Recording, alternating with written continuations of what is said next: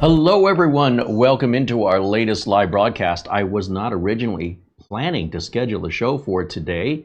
In fact, if you watched yesterday's show, I said I wouldn't be doing a show today, except, well, something arrived in the mail that I cannot wait to get my hands on, and I wanted to share the full first experience and unboxing with you with nothing prepared, just to see how intuitive the unit is, what it looks like, and first genuine reactions. Today, it's the 30th of April, 2025. It is Wednesday. Thank you guys for joining me today. As a reminder, our friend Doug Betts from Live Windows Training with Doug Betts will be joining us tomorrow at 1 o'clock. Tech on Tech. We're going to talk tech with a little bit of tech talk, with some tech talk thrown in, and maybe, just maybe, a little bit extra tech talk. So please join us in our live show tomorrow, because we love having questions from you guys and interactions with our live chat. So you can't say you weren't warned. It's tomorrow, Thursday at 1 p.m. Arizona time.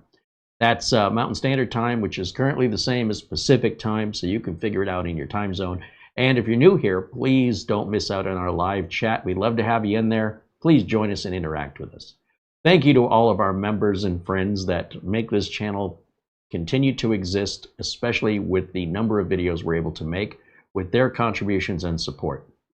Today's video was brought to you by our viewers, and we can't thank them enough. Specifically, our friends like Mark Gaines and Phil Stodd, our friends like Charlie Purdy, our friend Buster, our friends Frankie B, and oh my gosh, there's way too many to name. But the contributions, whether they're super chats or Amazon gift cards or memberships, that money gets funneled back into the channel, and that enables me to then buy things I'm genuinely interested in. So a few days ago, I showed you a device. It's a Remote KVM, this little guy right here. This is the Jet KVM, which I was enthralled with the day I got it, and the way it worked. I was just enthralled. Well, now that I've had it for a couple days, the cracks are showing. And there's a few issues with it, enough so that I'm going to make a separate video follow-up on this. These products that I'm showing you today, they're a brand new kind of remote access that doesn't require any software. Essentially, this whole unit replaces your monitor. I want to be very clear. This is intended for remote access, not temporary remote access. If you want Windows running and sometimes want access to your computer, just use remote software loaded into Windows. Because these devices we're talking about are basically remoting, they're transmitting the video output of the computer into your browser. Because you already have a browser, you don't need software on one side. And because this device itself functions the way it does, you don't need software on. I'm going to use this machine to remote into, by the way. That's why you may not be aware of that because I didn't tell you. This machine is the one we're going to remote into. And the only thing I have plugged into this machine is its network access, because if I want to access the network with this machine, it needs to have network access. And if I want to access the computer remotely using this box, then this box also needs network access. Okay? But what I don't need on here is I don't need a monitor, I don't need a keyboard, and I don't need a mouse, because this is going to connect into USB. That's going to provide keyboard and mouse to the computer. It emulates a real keyboard and mouse. It also doubles as power for this. Some of these earlier units require a separate power supply, which there's pros and cons to that, but for me it's a con because I don't want another cable.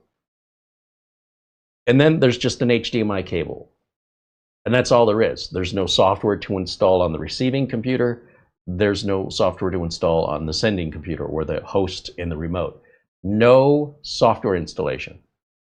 But this replaces your monitor. So when we're looking at these, they're all universally the same. They're not intended to replace remote software.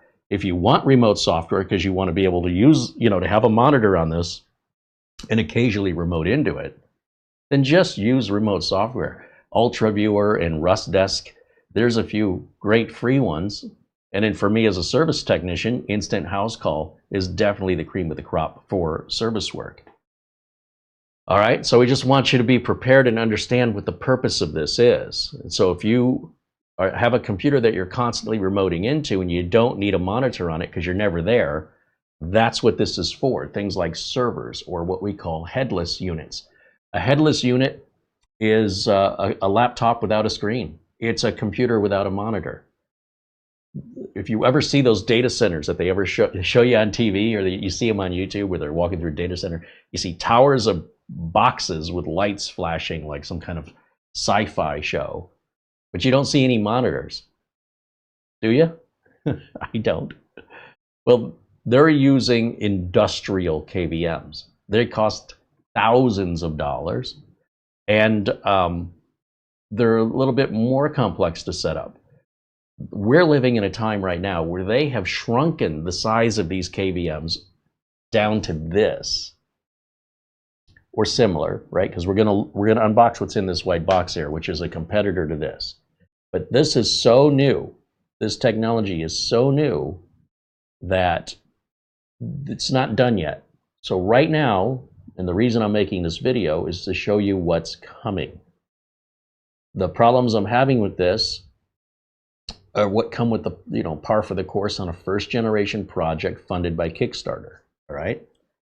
Now this is an alternative to that. They all cost around $69 to $79. Again, the cheapest, like Pi KVM, one based on a Raspberry Pi, is $300, and that was considered a bargain. $300. Now there's even a Nano KVM, which again, that's the third unit we're waiting to receive. That's a little bit more home lab-ish. But if it does the job I need it to do, it'll be interesting to see the differences between them. I can tell you that the Jet KVM is built like a brick. And feeling the weight of this box, this is also feeling like it's made of just solid metal. The Nano KVM is made from a 3D printed material. It just looks like it's a, what does it remind me of? Like a Tamagotchi? No, not a Tamagotchi. There was a little digital game you could play. It was like a little square cube with buttons on it back in the 90s. I can't remember what that was called. But anyway, kind of it looks and feels, I imagine, I haven't received one, but I think it's probably going to feel like it looks like a toy. These, you don't want to drop them on your toe. You could break your toe. Okay. I have no doubt the issues with this, and whatever issues with this, there will be some, I have no doubt. This one, the only way I could get it was a pre-order. So these are not even available for sale yet, like officially. What am I talking about? Okay, so this is Jet KVM. If you're interested in learning more about it, we've already made a video on the Jet KVM. And if I go to my close-up camera, let's see if I can do this. There's a close-up of the Jet KVM. Okay, just so you have a good vision of that. Now this is exactly how this was sent to me. Just a white box. Remember, this is a pre-order. This is not available in retail chains yet. So what's in the box? That's what we want to know. Let me just set this right here for a moment, and let's go over here, and I will show you. We'll jump to, I'll show you the way I learned about it, which is right here. I'm going to play this video for you. Let's get that ready, and we'll go over here to window capture. Here we go. I'll jump over here, hit play.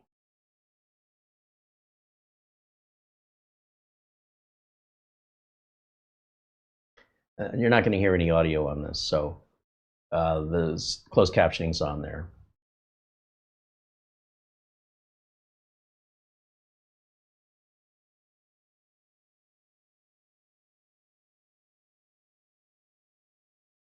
That's it. That's my introduction. Now, to order it, you would go to this website here, GL.iNet. Now, we've showcased many of GL.iNet portable routers. I really like them a lot. Those little tiny routers that you can travel with. You can even have a SIM card in them and use them with your own personal internet access when you travel, so you don't have to worry about the security and privacy of a Wi-Fi that the hotel provides, or etc. And even if you do want to pay for or get, usually you get charged for Wi-Fi access at a hotel these days, especially in Las Vegas, per device. You could just set this to be your device and then have it wirelessly transmit that internet access to everything in your hotel room that you want access to. So you only have to pay for one unit and use it on as many units as you want.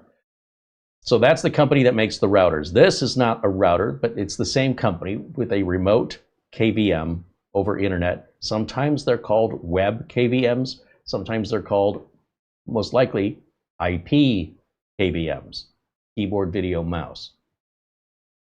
And it says pre-order the Comet now. So this is the $79 Comet. That's what we have in this white box. And this is the ATX board that you can attach inside of your desktop PC if you want to control power on and off as though you were in front of it pushing a switch versus Wake on LAN. I don't want that because, quite frankly, I don't want remote access to a desktop. I want remote access to mini PCs and remote desktop, any kind of computer, laptop. So universally, this box works on anything, mini PC, laptop, pre-built or custom-built computer. This, on the other hand, that board is only for custom-built computers or pre-built desktops. So it limits its functionality. I'm not paying extra for that. I don't need it. But for a more permanent solution, that's an option. Somehow, click the button here. Go back to where I was. Scrolling down, this is the pre-order. I don't know if this will be, they're saying it's going to be $89 retail when it comes out. So if you pre-order, you save $10. Free shipping, earliest delivery is going to be mid-May. I just got mine today and I ordered it 4 weeks ago. And of course, it may not be available in certain countries or regions. Read the details. But GL.iNet is a reputable company. They've been around for quite some time, and everything they do is open source. And you can read more about it here and how it all works. And that's what we're looking at today. And I might just need, oh, by the way, there's a bunch of features. There's something called the FingerBot, which is a mechanical arm that presses your PC power button. A mechanical arm. So they're all doing this, by the way. This isn't ready yet, but you can click Notify Me, and you can use that to push a switch on the surge protector, I guess. You just have to make sure that this device is powered separately, that you don't shut this down, or you'll lose access to it. But yeah, because that'll be one more cable for power if you choose to do it that way. And there's stuff about coding and productivity and a little story behind the unit. We're not going to get into all that. They've got some video reviews on it from Greg Salazar from Bitwit and from other familiar names here on YouTube.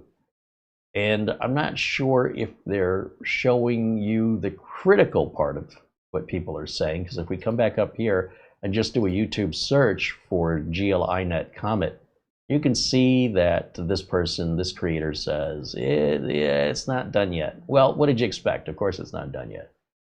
And a few other videos. So I'm clearly not the first, but I couldn't have reviewed this because I just got it minutes ago in the mail. Just showed up. That's why I didn't want to waste any time on this, because I'm curious, now that I see the cracks in this development so far, I still don't regret purchasing this. This thing's awesome. But it's got to be awesomer when they get it corrected. All right, so we'll talk about that. That'll be a separate video again. This is the GL.iNet Comet, and this is how it arrived as a pre-sale item. They obviously don't have the retail packaging ready yet. And this is a great idea, I think, for a company to introduce a product to those that have the mindset, that want to be the pioneers, that want to be first, especially when it's a brand new technology. So if I've already had one of these for a few years, and now this company comes out and says you should buy ours 2 or 3 years later, why would I? But this is still in development. This is still in development. And things like the Pi KVM or the Nano KVM, those will always be in development. Those are never, as far as I'm concerned, they're never finished products. They're open source home lab sort of ongoing experiments, whereas these are intended to be permanent solutions when they get to polishing. What we've got here are workable units that may not function 100%, and knowing that, and to get it early, because I don't have anything else that can get into a BIOS remotely, that's my issue. I want to be able to set any computer on this bench, go upstairs on my laptop, and do the updates and watch how long it takes, for Windows 24H2 to upgrade, while I'm just opening other browser tabs that I'd be doing upstairs anyway. So I can reboot the machine, I can turn on, secure boot features in the BIOS, I can update BIOSes, I can do everything as though I was downstairs without having to go up and down the stairs. And then when that unit's done, it gets set aside, the next unit comes on, and I do the same thing, and no two units are alike. So I know I have a very unique use case scenario for this. I don't know if this would be beneficial to you, but I want you to know they exist. They've existed for a long time, but they've always been, for corporations, way too expensive for the average person to buy. Now, I cannot get over how tiny they are, how inexpensive they are, and at least in the case of the Jet KVM, how easy it was to set up and use it. How will the Comet compare? Are you ready to find out?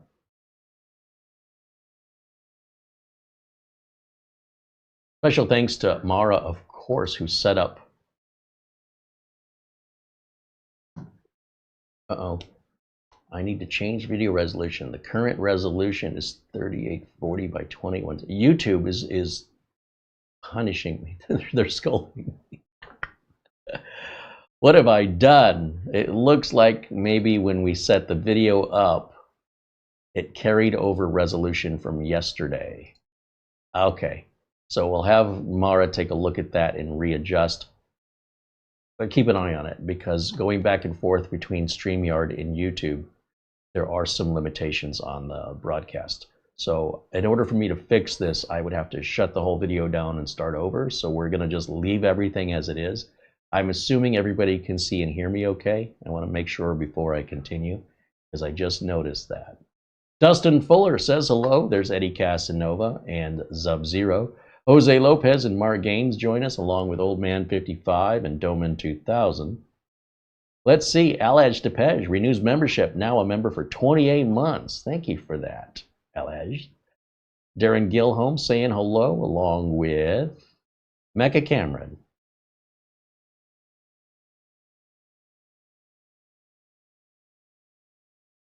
Brad Ravel says hello. Gil Garcia joining us. Frank Jimmy says hello. Marsman 50 says it looks okay to me. Good, good. I'm glad the stream is.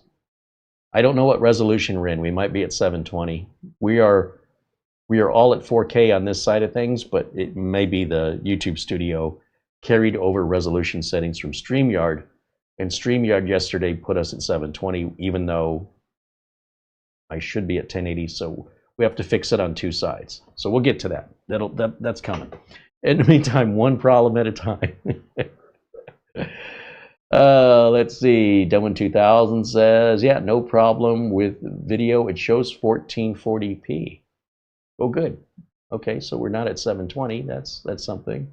And David Herzog confirms that the sound and video are great. Our friend Planet Cryos, who is John Lewis in the chat room. No, that's not John Lewis. That's not right at all. John Lewis is in Brazil. In Jason Lewis? Is that why I'm confused? Is Planet Cryos? I apologize, guys. It's the Lewises. Uh-oh, I see Mara coming down the stairs. Yeah, my apologies. It's set to 14. It looks good. It looks great. That had to change because of StreamYard. Correct. So we just have to watch that, because Mara sets that's her job. Yeah. And she'll never let it happen again. I'll never let it happen again. No dinner tonight for you. Oh, great. Guess I'll just starve. Yeah, she won't eat the 3 bird seeds she normally has daily. Onions. I mean, eating like a bird. A bird looks like a pig to you. Sorry, y'all, but it does look good. So. Are you making your onions today? Yeah. Well, chop, chop. I thought we were taking the day off. So. Yeah, well, so did I. But somebody had to go and check the mail. That's your fault. I didn't mean to, you know. I'm just blaming you for everything today. No, I'm super excited this came, obviously. That's why we're doing the video. Let me get back over to the close-up, and I'm going to show you what I got here. I'm going to open this up, and we've got this little shrink-wrapped box. A couple cables. That's all she gets. HDMI and USB. That's all there is. No documentation, nor should there be. Like I said, it's a pre-order project, so you should know if you're going to pre-order something that's not quite ready for prime time, what to expect to avoid any disappointment. So the USB cable is C to C. That bothers me because what if I'm plugging in a mini computer that doesn't have a C? I'm sad that I don't have an adapter. Maybe there's something else in the box, but I can't imagine with the box being that small. This should be HDMI, and it is. And is it full-size HDMI? Because on the Jet KVM, it's mini HDMI. But the cable is mini on this side to full-size on the other side.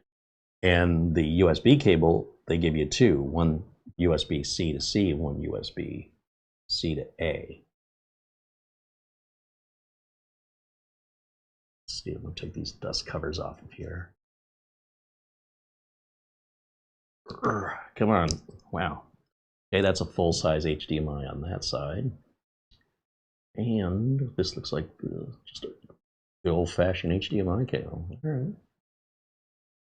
Well, I suppose this unit's bigger, so they likely have room for the larger connector. You can see here, there's really no room. Well, I suppose they could have fitted up. Not sure why they did that. Maybe there's still the connector on the inside's physically larger. I don't know. I don't care. I just need this to be C to A because not everybody's going to have C on the back of the computer, but everybody has A. See what I'm saying? So the default should have been C to A. Okay, let's get this unwrapped.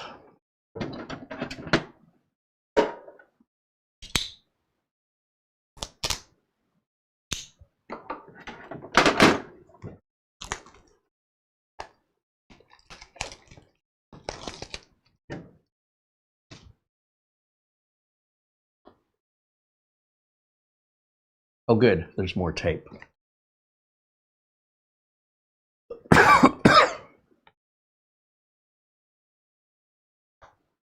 How to open box 101 with CareyHolzman. Step 1, acquire box. Step 2, cut box. Step 3, open box. We hope you enjoyed this tutorial.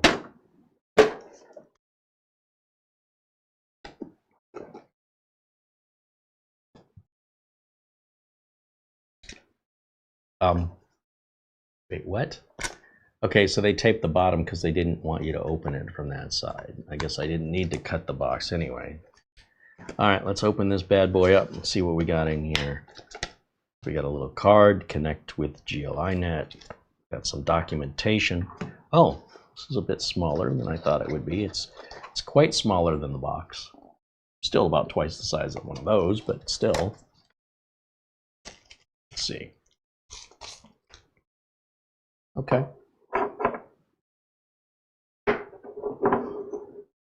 Just to give you a side-by-side. Now this has a screen on it so you can read the IP address that it gets from your router that you type into your browser on the computer you want to be accessing from. So I don't know how you're going to find it on here with no screen. It looks like we have a power button or a reset. It looks like power. We have a type A USB here. We have full-size HDMI and our USB-C. So those are clearly going to be inputs, right? So that's going to be connecting to this computer, and this video cable is going to be connecting to this computer. Now I can just tell you that logically by looking at it. I don't need to read instructions for that. Now there's another USB here type A. I'm not sure what that's for yet. And then on the side, we have our Ethernet plug because we have to put this on the network. And then we have a separate USB-C style power. So if you're not getting enough power from the computer to power this, or if you want to be able to turn the computer off and on, this needs to stay on. So then you'd have to run basically like a cell phone charger. Just plug it in. You don't need a special adapter for it. However, it does not include it. So that would be something sold separately, apparently. Or wait a minute, there's still more in the box. Hold on. Let me set that there, because when I'm looking in the box, we've only uncovered the top half. There's a second floor. Let's go down into the basement and see what's in there. Oh, we got some more cables. Good, good, good. Now, I don't know why we have black cables and white cables, but it's all good. This is a type C to type A. This is what I was complaining about a minute ago, so we're good there. And this one is just a regular old Ethernet cable that's flat. So I don't need that. You know what? I'm going to put that back in here. So what I'm guessing is what they've given the black cable for is you could plug this into any USB-C charger or adapter to provide power. But they don't give you the adapter. They only give you the cable for some reason. Okay, that's fine. I mean, that's cool. All cool. So I'm going to just wrap that back up because, quite frankly, this is not how I would have packaged it. And I would not have included black and white cables. Pick a color.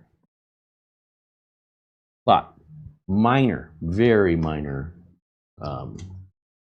nitpick there. Let's face it, I can buy my own cables. They're really inexpensive on Amazon in any color I want. The idea is that, you know, if I just bought this product, I shouldn't have to buy more to make it work, in my opinion. I'm going to just set all that over here. And we'll get rid of this, and we'll get rid of that. Just set it down here. Okay, so in this case, we're going to take the Type C cable and plug it in here instead. And then we're going to take and use any USB port here. I think this is only USB 2.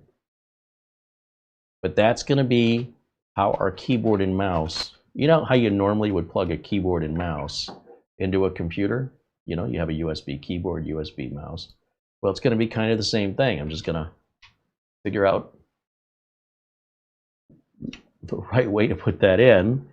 And then we're going to not use any monitor. This replaces our monitor.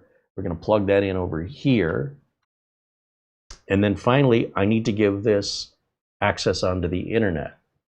Now, this is a wired device only. This is also wired only. They do make wireless, like Nano KVMs that are like cards that slot inside of a computer. So that doesn't work for me on a mini PC.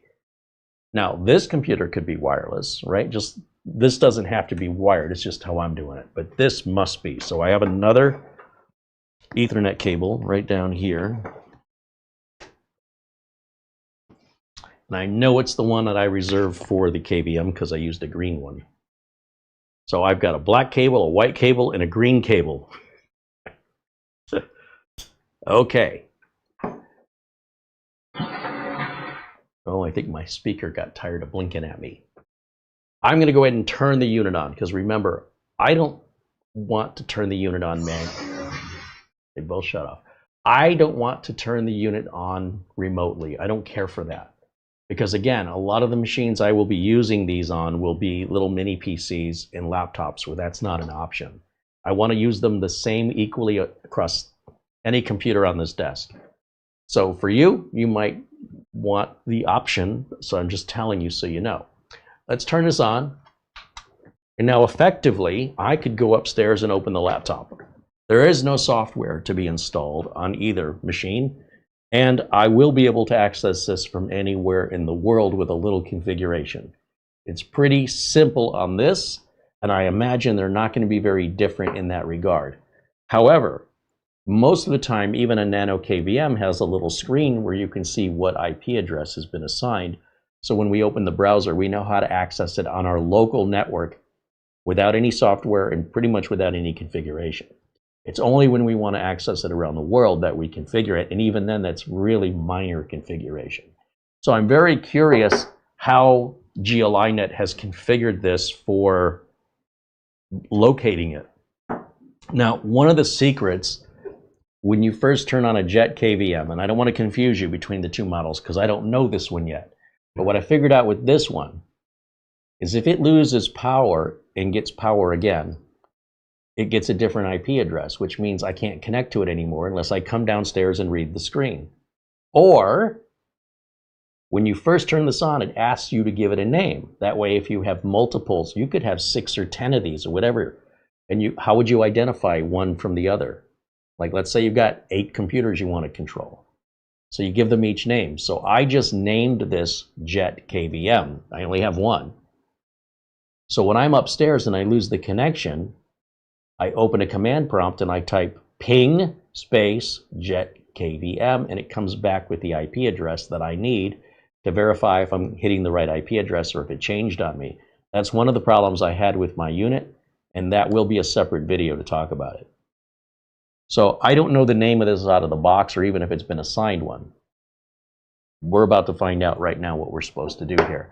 Now, if we look together at the documentation, I do have, and Mara has provided the link to the documentation here, and we can look through it together, and we should only need enough info here just to get us started. It should be really simple. I don't need to know everything. Not right now. One step at a time. Let's jump over to the window capture. Okay, product overview. It shows all black cables. Interesting. We'll keep going here. LED indicator.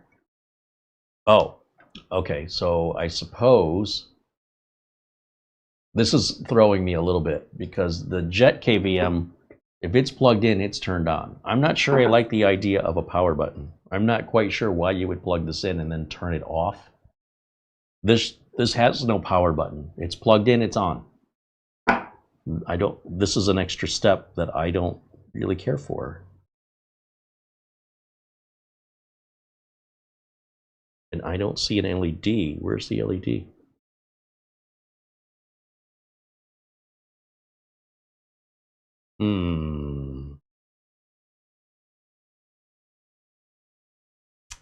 You know, it's entirely possible that this requires separate power.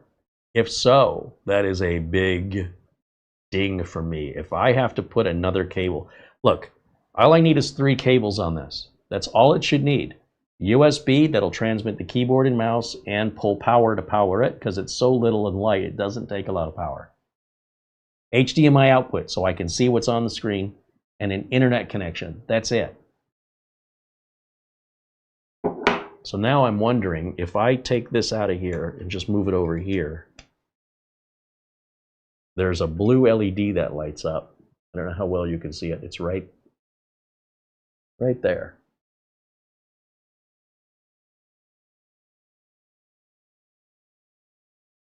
I don't know why this has a power button. What does that do? Actually, it just looks like a reset button. So when I press it, the light goes out and then comes back on again. What if I hold it in? Nope. Maybe it's just a reset. Okay, that makes more sense that you have a reset button on it.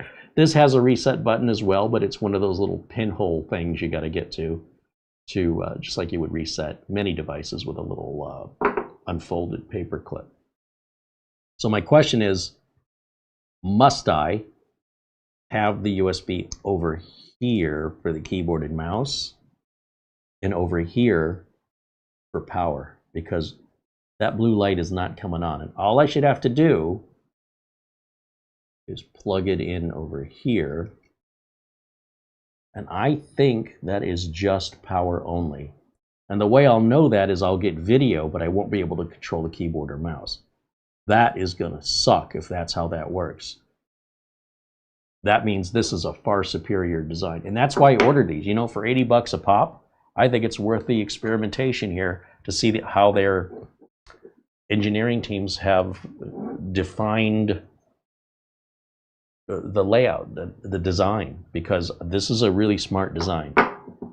Now, the Nano KVM is probably more close to this than this. So I'm still learning. I just don't know yet. So let's see, how do we connect to this? So let's go back. Let's go back here, and now let's go back over here. And let's see what it says we have to do. Button, enter U-boot flashing mode. Reset, I see. So pressing the button, flashing blue, entered U-boot. Solid blue. Reset, with the device powered on, press and hold the button for, a long time, 8 to 20 seconds. It'll slowly flash as it's between 1 and 8 seconds, and between 8 and 20 seconds, it'll quickly flash. The LED will flash right quickly, not BIOS flashing. This is literally LEDs blinking. It should say blinking, not flashing. Okay, device A, device B, right, so there's a laptop, a tower, and a mini. Yes, good. Okay, connect the Comet to the power source. See, there's problem number 1 right here. The power should be coming from the keyboard and mouse USB, just like it does on the Jet KVM. So maybe, hold on, Carey, maybe it does. Use an HDMI cable to connect the HDMI in port to the HDMI out. Once again, there's no reason to call this in and out. Just to go from HDMI from the unit to the computer, there's no reason to confuse somebody by saying, oh, which one's in and which one's out. It doesn't matter.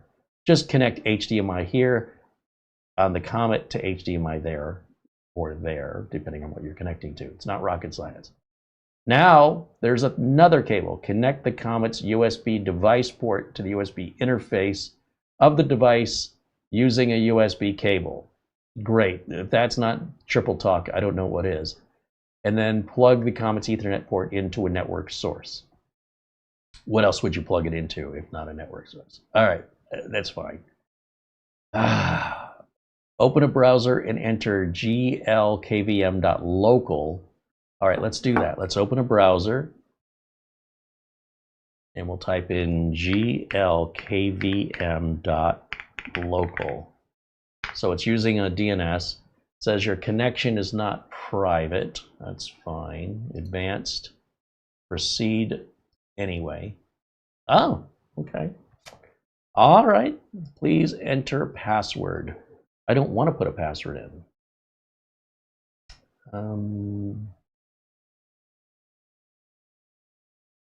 What should I pick for a password?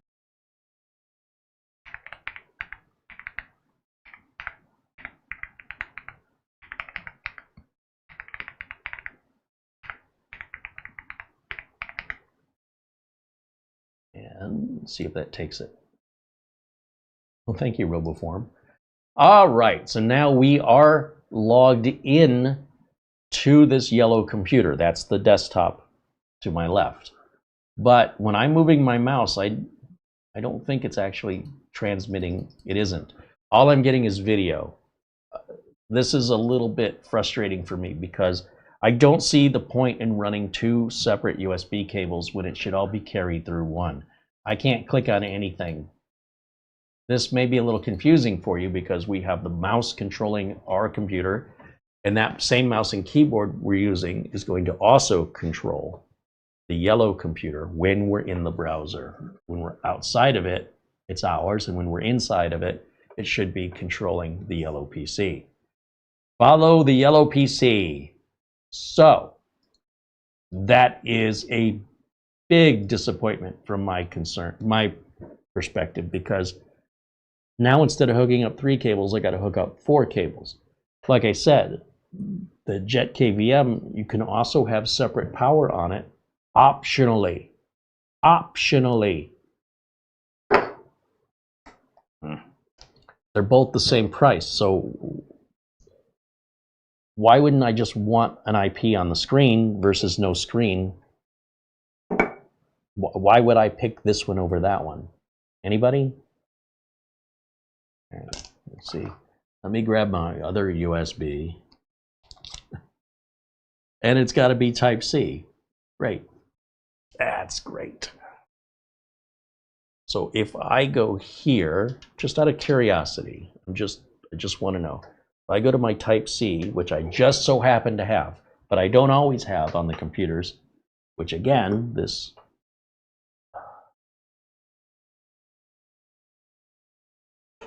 I'm a little bummed out. And I was worried about this when I was reading on the pre-order, that this may be a situation. So what I want to do, just out of curiosity, is I'm going to unplug the power, and I want to use the black C to C cable over here just to see if that gives it power. That is dumb. That is just, we've already got the power right in this cable. Why are we not using it? This is strictly keyboard and mouse. In fact, there's a little picture of a keyboard and mouse. And this one has a little 5-volt, 2-amp description. There's no reason that this cannot provide power to this unit. There's no reason. Nano KVM does it, Jet KVM does it. Why doesn't GL.iNet do it? So we add our fourth cable, which really upsets me. We couldn't tell, Carey. And then we'll jump back over to the browser here. Let me jump back over. Right. No, that's not what I wanted. Hold on. Jump back over this way. That's the direction. Now, because I unplugged it, I lost the connection. So I'm going to just refresh. I hope.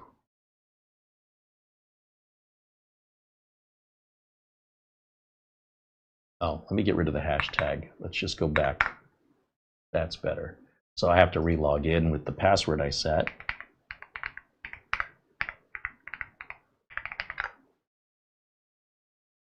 Now on RoboForm.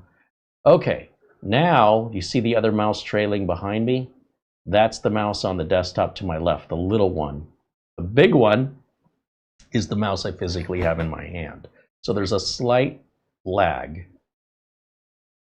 Okay, so we have some controls. App Center, Virtual Media, that's if I want to like load Windows, etc. Accessories, Toolbox, Settings. Video quality, let's go ultra high. Why not? We got the bandwidth. We can adjust orientation, that's kind of neat. I can't imagine why you'd want to set it sideways, but or upside down. But I suppose if you're hooking up to, you know, another kind of a device. Remote desktop device setting. Oh, this one will transmit audio. Apparently, the Jet KVM will not transmit audio, which I don't care about. I don't need it to. Again, if you want remote software, then use remote software. But you see, we've not installed any software at all. We're right into the browser at this address. I guess we don't need to know the IP address because they're using a DNS entry here. So I guess. Language, color mode, light or dark. What's under toolbox? Clipboard, that's for cutting and pasting things. Wake on LAN, that's pretty standard. Terminal, okay, it's if you're wanting to get into the development side of things.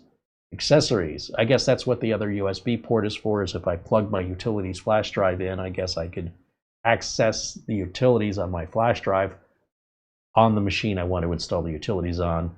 And then on top of that, there's virtual media, which I could load an ISO image, like to install Windows from an emulated USB installation media without physically plugging it in. Just load it all in software.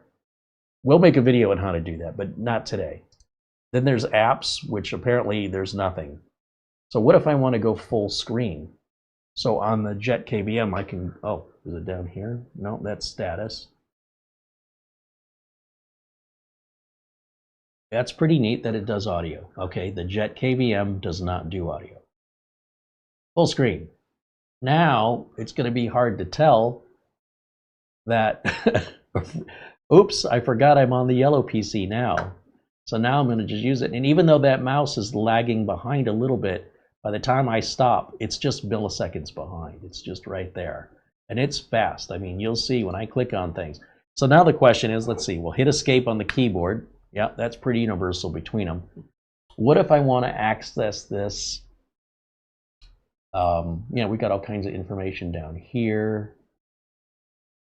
What if I want to access this from outside of the building? How do I do that? Settings, remote. Toolbox, no. Make on LAN, no, no, no. Accessories, no. Where is it? It's definitely not going to be these two. It's not an app. It should be right here under settings. We should have an option. Oh, I see. That's just that gets rid of the settings. It's like an X, but they made it look like a slider. That should be an X, guys. Okay, video, orientation, remote device, show local cursor. So if it bothers you to see the local mouse pointer moving around, just like on the Jet KVM, you can turn that off. Then we just get the little tiny one. We don't get our big one until we come out of the box. Then you see the mouse cursor get big. When we go back down in the box, the mouse cursor goes little. That's how you could tell them apart if you choose to do that. If you're on a touch screen, you can, like a smartphone or a tablet on the remote side, because you just go to this website, right, on any device that can access the internet. What if you want to type something? Well, you bring up a virtual keyboard and tap your screen. So that's what that's for. So my next question is, okay, that's super easy to set up. It's no big deal. Let's go up here and see what our options. Full screen, cloud service. That's what we want, is cloud service. To access devices remotely, please download the client. Download app. See, that bums me out right there. That right there is upsetting because on the Jet KVM, I don't have to do that. It can all be done right in here. So now, does the app need to be downloaded on every machine you want to access this, or is this only a configuration app? I don't know. Coconut ZY. I guess you hit plus. Man, what do I do here? Oh, it says we're online. This is our device here, but it didn't ask us to name it.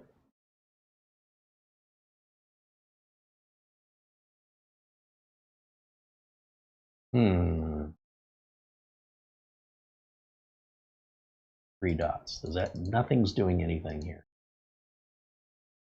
Oh, windows.exe. I guess that's what I have to do first. And then it downloads this file, and I'll click to run the file. And now, if I do, let's see if I can show this to you another way. Can we do a screen? Add stream. Just a second, I'm looking in my OBS. Display capture, do it that way.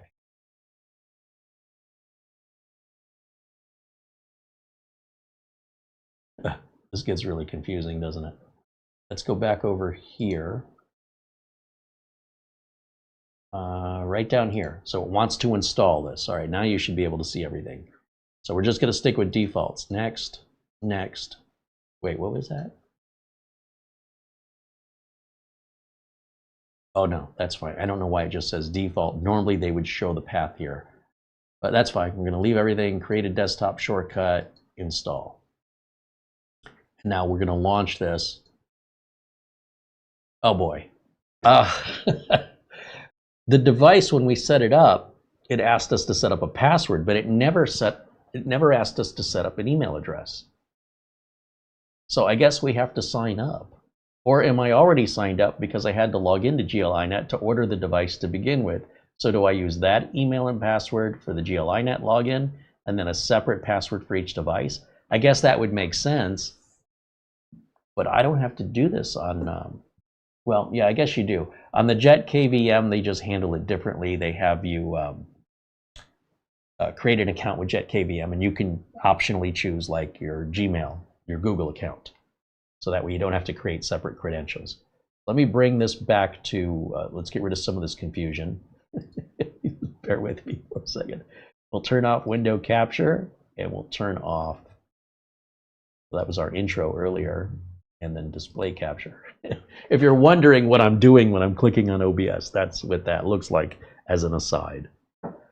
So right out of the box, this unit is not as polished as this unit, and this unit has some issues. This unit doesn't have the same issues, clearly, because we're not using an IP address to access it. So they've cleverly worked around that. However, And this unit will carry audio. This unit doesn't. I don't know why you want to connect to a computer remotely and listen to the audio.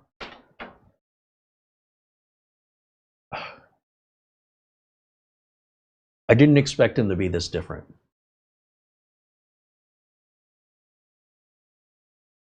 And if I had started with, if this one arrived first, I'd say, hey, that's pretty cool. And then if this one arrived second, I'd say this is even cooler. But I have worked backwards based on what arrived in the mail first. Because we got this one first, it set my expectation higher. Then this one comes in, and this one feels like it's old compared to this one. Just right out of the gate. It's larger, there's no screen, and the fact I need to have two cables, one for power and one for keyboard and mouse emulation. For the same exact price, why wouldn't I get the better one? If this one was 50 bucks, if this one was cheaper, right? We can debate about how much cheaper. You'd say, okay, I don't think adding the audio capability is worth the extra money because I don't need it. Me personally, I just don't need it. So that is much more aligned to what I need. Maybe this is aligned to what you need. Maybe you don't need any of them. I don't know. We're still expecting to get the Nano KVM. So just to remind you, the Nano KVM is more of an open source hobbyist project. And you can still get them on Amazon. Now, I don't know how the prices are going to change with the tariffs. There's still inventory. All that stuff here in the US, it's going to take a couple months for the warehouses to empty out before you'll really start seeing the prices. But if I type in Nano KVM here in Amazon, you'll just do a search for it here. And then we'll go back over to my window capture. Do you want to guess how much it is? It's $69 or $79, just like everything else. So here it is. As we scroll through our search results, these are sponsored. That's why they're not KVMs. These are just advertisements. So we got to get past those first two to get to the actual search results, because Amazon is becoming more like Google every day. $69.99, and this includes the little 3D printed case, the circuit board that goes in it, the bootable media that you have to get as well for this to work.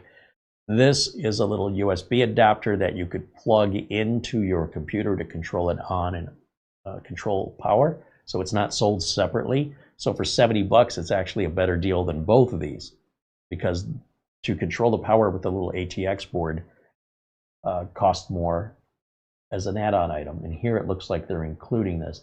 From the way it looks like you take a USB cable and plug it into one end of this, and then plug the other end into the power connectors on your motherboard. But with a mini PC or a laptop, I wouldn't use this, nor would I use the other cable here. $69.99, and here's what I want you to pay attention to. Look at the delivery. Today it's the 30th of April. It's basically saying it's going to take about a week and a half. But if you scroll down, here's one for $66, same thing, a little bit cheaper, but look at the delivery date. This one's going to take about a month to 6 weeks. This is one of the add-in cards I talked about that has Wi-Fi. So if you wanted to remotely control a specific tower and you have no use for controlling anything else, you could consider one of these. These are a little bit more money, and yes, they have a little screen on them, don't they? Yeah, right there's a little digital screen, so you could see your IP address right down there. And this looks like it has a video output to your screen, and then you can put wired Ethernet or wireless on there. And it's pretty tiny. This is the same device, just two different angles. On the right, it looks large, and on the left, it looks tiny. Or are they two different things? Let's see. This says it's a remote control. Oh, they're two different things. Okay, my bad. They are two different cards.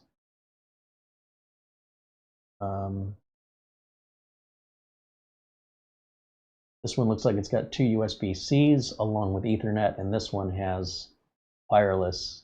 Okay, so there's a couple different versions or flavors. And I'm sure, are you just getting one or the other, or do you get them both this price?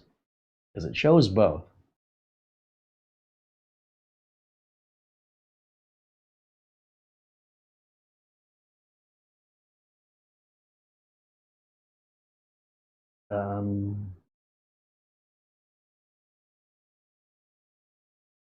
Yeah, maybe it's the same unit. Boy, those pictures make it tough to determine. Is there? Okay, here's what's in the box. There's just a PCIe version. There's the PCIe with Wi-Fi. There's a power over Ethernet powered one, which I don't know why wouldn't it get just power from the PCIe? That doesn't make any sense. Unless this is, yeah, no, I don't understand why that's there. Along with all these accessories, and then over here with these accessories.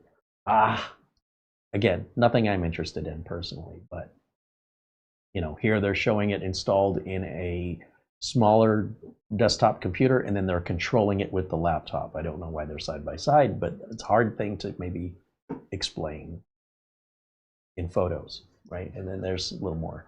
So this is a company called Siped, I'm not sure how you say that.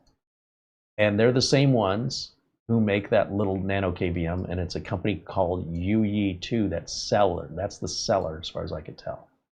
And Siped is the manufacturer. Oh, and look, GL.iNet came up. Look, GL.iNet is great with these little mini routers. Not so much on the KVM, but this is an early pre-order. There's lots of room for them to improve it between now and then, and this is the kind of feedback they're essentially looking for. So anyway, when you're seeing the Siped Nano KVM, you'll also see they have a light version of this, which is somewhere in here. Here's one for $63. Once again, they're going to look at the charge for delivery. It's not free delivery, and look how long it's going to take to get it. So you say, oh, this one's cheaper. It isn't, because when you add on the shipping price and wait longer, why would you order this one? These are all different sellers, all selling the same things. But Carey, here's one that's only $65. This does not go over Ethernet. That is not an Ethernet port. That is a USB port if you want to control the computers via a USB cable. One or the other. You cannot have both. So this doesn't appeal to me at all. Stop looking for the cheapest price. $75 over here for the exact same thing. Delivery would be in 2 to 3 weeks, but it's free delivery. And there's an 8% off coupon, which will take off about $7.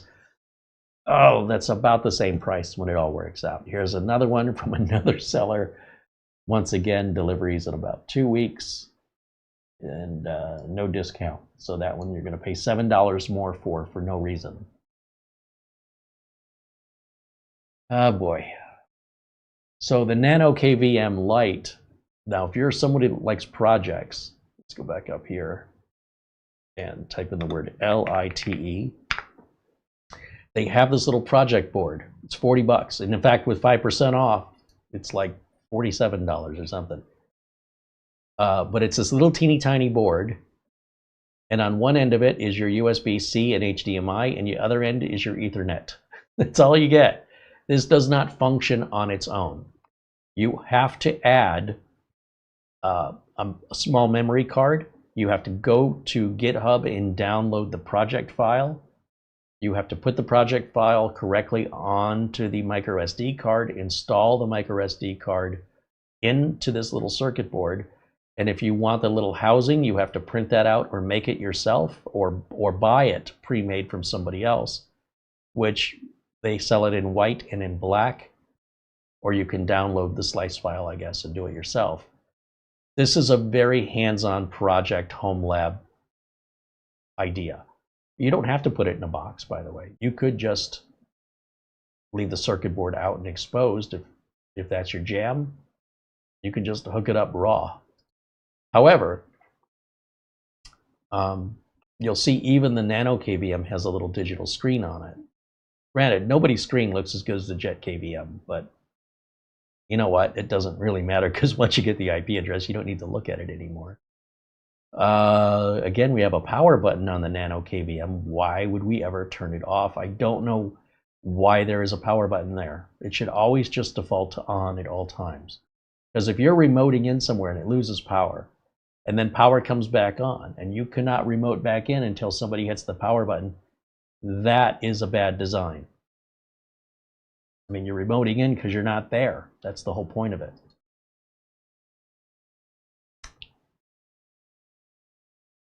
Okay, so That being said, let me jump back over to the chat and see what you guys have been saying, because I have been in my own little groove over here.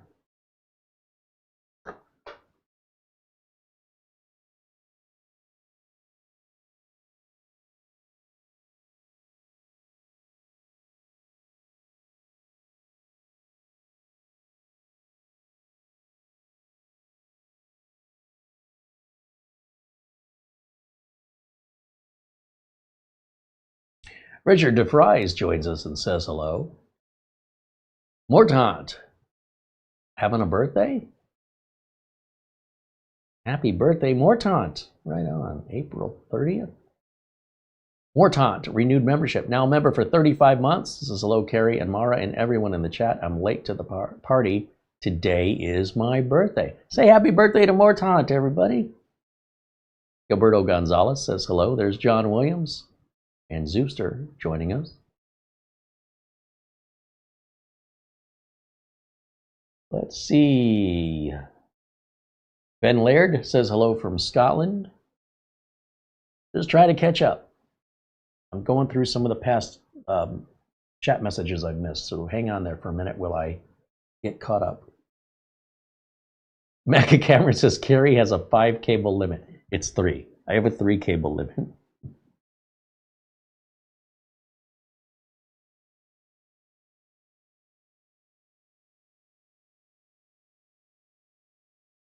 Mecca Cameron said, I think this is going to get a 2-star review. Don't be unfair when it comes to reviewing a product that is like a pre-order, first generation. You are essentially agreeing to an unfinished product. Now look, if the thing comes out being basically finished, that's icing on the cake, but you shouldn't expect that. The question is, how are they going to address this? Because the power issue is a circuit design issue, that the circuit has to be modified. They can't update that in firmware. Secondly, when it comes to the interface, they could choose to tie into like a Gmail account, just like JetKVM did, instead of creating a specific one for GL.iNet. That is a software issue that can be easily addressed.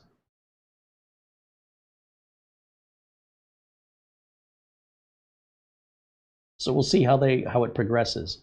You know, does this become something that becomes usable to me under certain circumstances, or does it go back in the box and sit on a shelf, waiting for Gen 2 to come out where it'll be smaller, and, you know, fix some of these issues? Or maybe they don't make any money on this and the whole thing is a one-time, one-off, and they'll stick to what they know and they do well, which are those portable routers.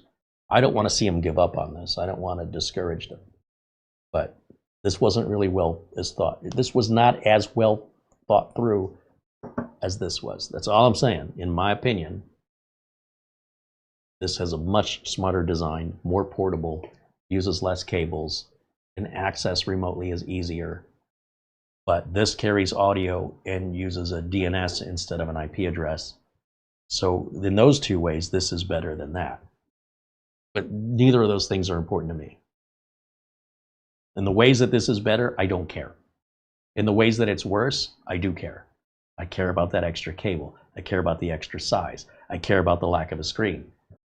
I could live without the screen and just get used to that local address thing, but that's such a weird thing to type. Like, to me, it doesn't make any sense.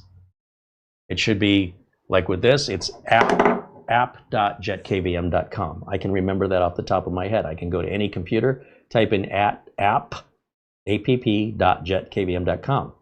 This is like something .local. Like, what? What is a .local? Well, that's going to be hard for me to remember. I'd rather just come down and get an IP address, you know, when I'm hooking this up, and then just go upstairs and type the IP address in. Now, once we create the account with GL.iNet, I assume it'll cache that in the browser, and we can immediately connect over the internet from anywhere. And that's the same. They're identical in that way. And who knows? Maybe they'll update the firmware in this to carry the audio. I don't see any reason why the circuit board would have to be redesigned for that. It's all carried through HDMI anyway. So, you know, assuming the traces are there, it's just a software adjustment. But I don't know. but that's not important to me. I haven't been clear on that.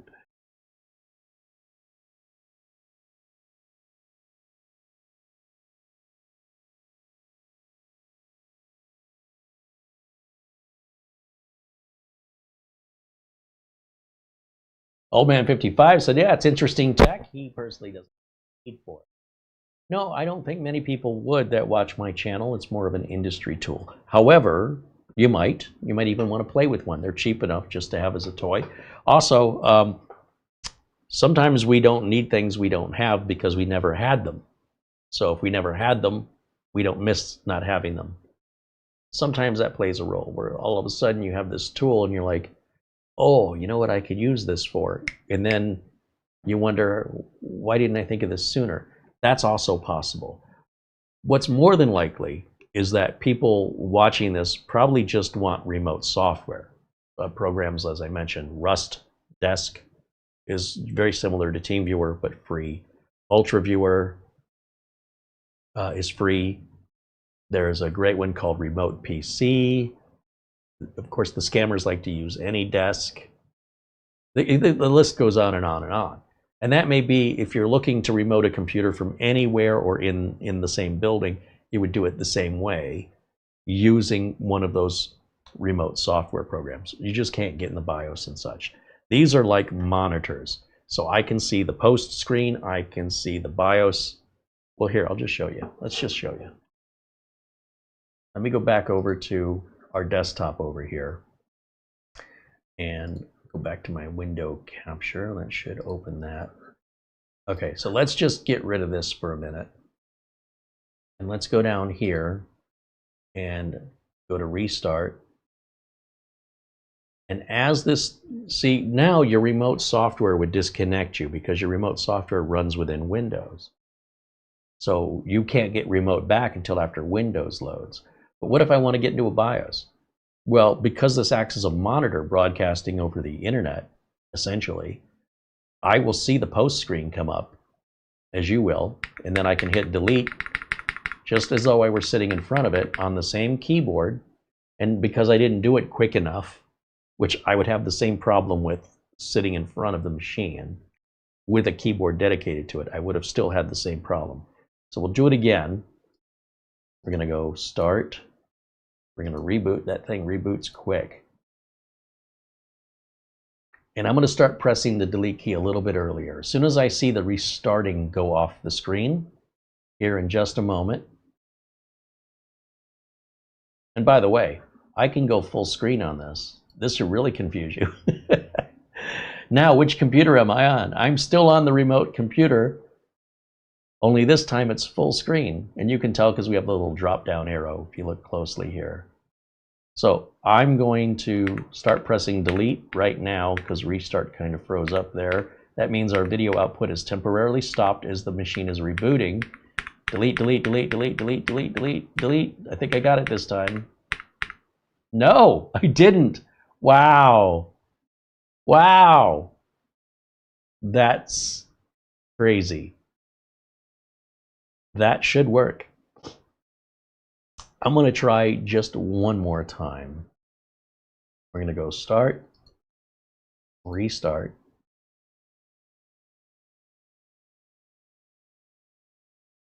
I'm going to wait. Let's restart anyway. I'm going to wait for the screen to go completely black.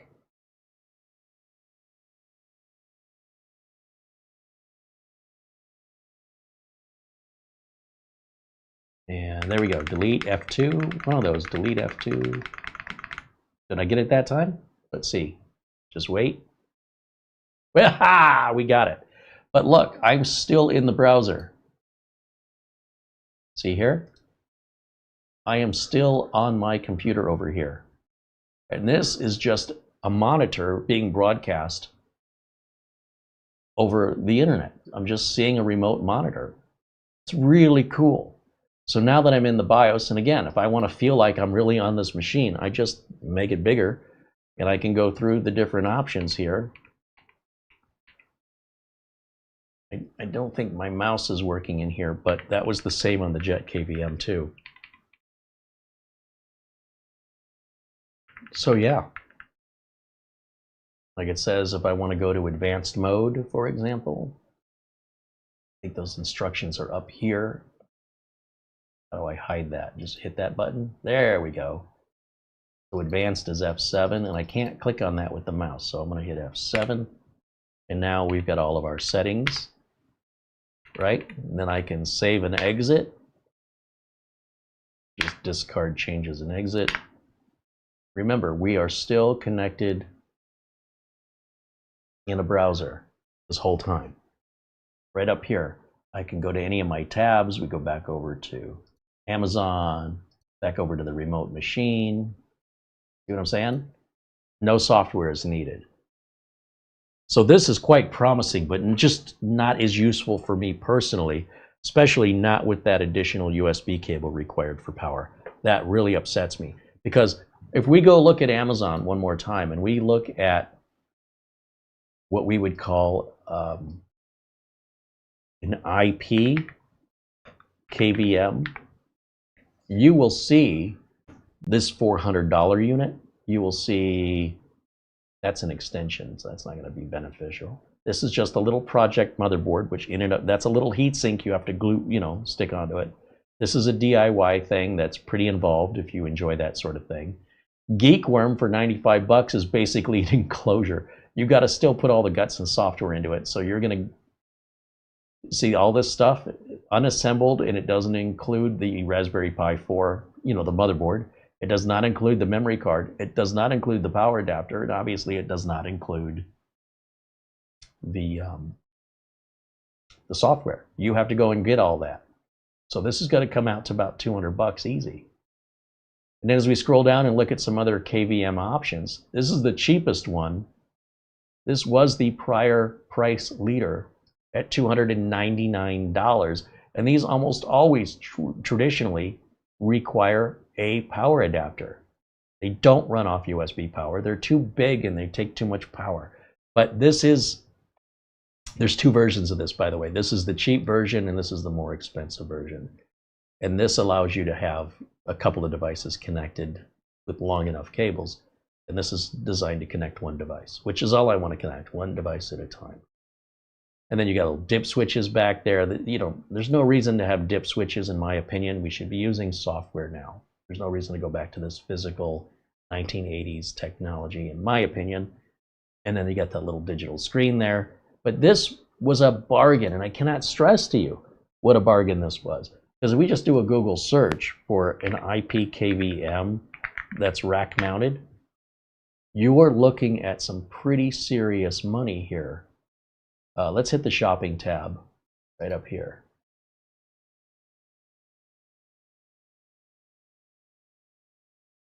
Probably what I want to type is, not Pi, I want Remote KVM. And here's one that's $1,400, right? And that looks like it's a switch. No, it's a 32 port. You could have 32 computers hooked up to this one KVM. Wow, that's a lot of cables, isn't it? But in Iraq, not in the country of Iraq, in a network rack, in a rack, the cabling is, elegant and nice. But you notice there's no monitor on this, right?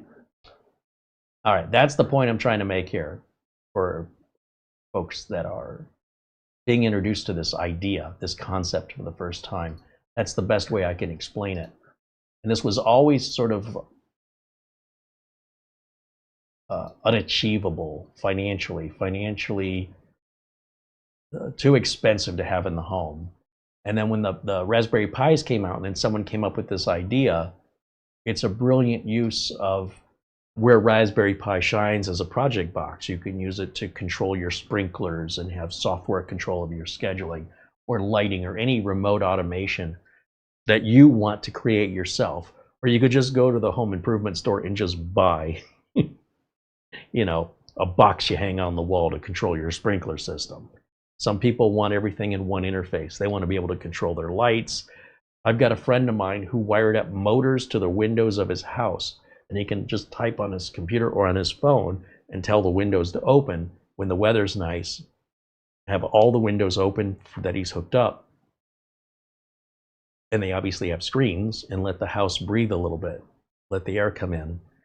And then he also even configured it so that if it reaches resistance when closing, it's effectively like a pinch sensor. So if somebody's got their fingers in there, it won't keep trying to close like a trunk on a Tesla or whatever.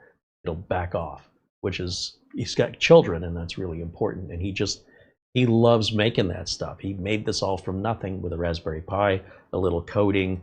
So, you know, and these days with AI, you could probably have AI write the code for you. As long as you've got the idea, you can execute it. And if you need to print up little gears for the windows and tracks, a 3D printer, some downloads, and a few hours of your time, you can create something that never before has been created, and you don't have to take the plans to a plastic injection molding facility or factory. You could do it right at home. Now that's way over what I'm interested in. I don't want to create my own parts. So when I ordered the Nano KVM, just let somebody else print it and send it to me. I'm not going to buy a printer and figure out how to use the software and then try a few times, throw a few models away because I don't know what I'm doing. That's going to cost me $1,200, $1,500 in filament and printer, and then my time. For $60, $70, you guys do it. I'll pay you. Can't do everything myself, nor do I want to. All right, let me get back over to the chat because I want to see where I left off here.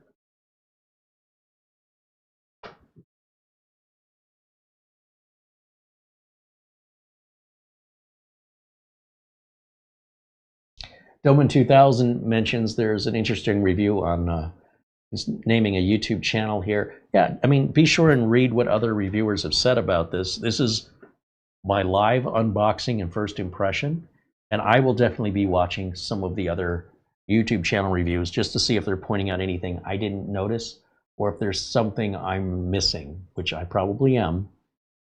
I don't know. Got to start somewhere. So I need a reference point.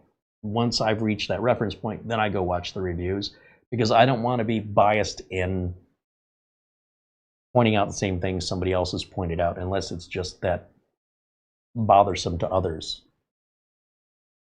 I don't want to subconsciously convey somebody else's likes and dislikes.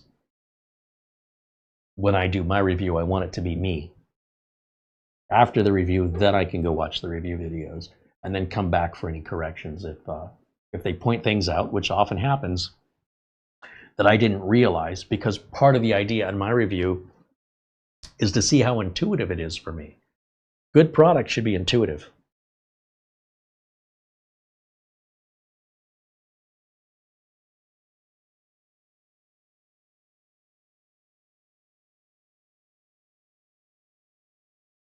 Paul Kitching wants to know, what if you're remoting in to fix an audio issue? Well, let's talk about that for a minute, Paul, because I don't think you're really thinking this through, and I don't mean that in an insulting way. This is not a device for remote repair, first of all. This is a device for remote maintenance. Nobody's going to call me and say, Carey, I'm having a problem with my audio, and I'm going to say, I'm going to drop one of these in the mail to you, and in about 3 or 4 days when you get it, I want you to plug it in and disconnect your monitor, and then call me back and let me know when it's plugged in so I can remote in. That's ridiculous. This is not designed for that purpose. Let's be clear. If you called me and you said, Carey, I'm having audio issues on my computer. In fact, if you called me as a customer and you said, I need some help with anything that I can do remotely, we're using Instant House Call. That's what we've been doing for years, by the way. This is not an improvement on that.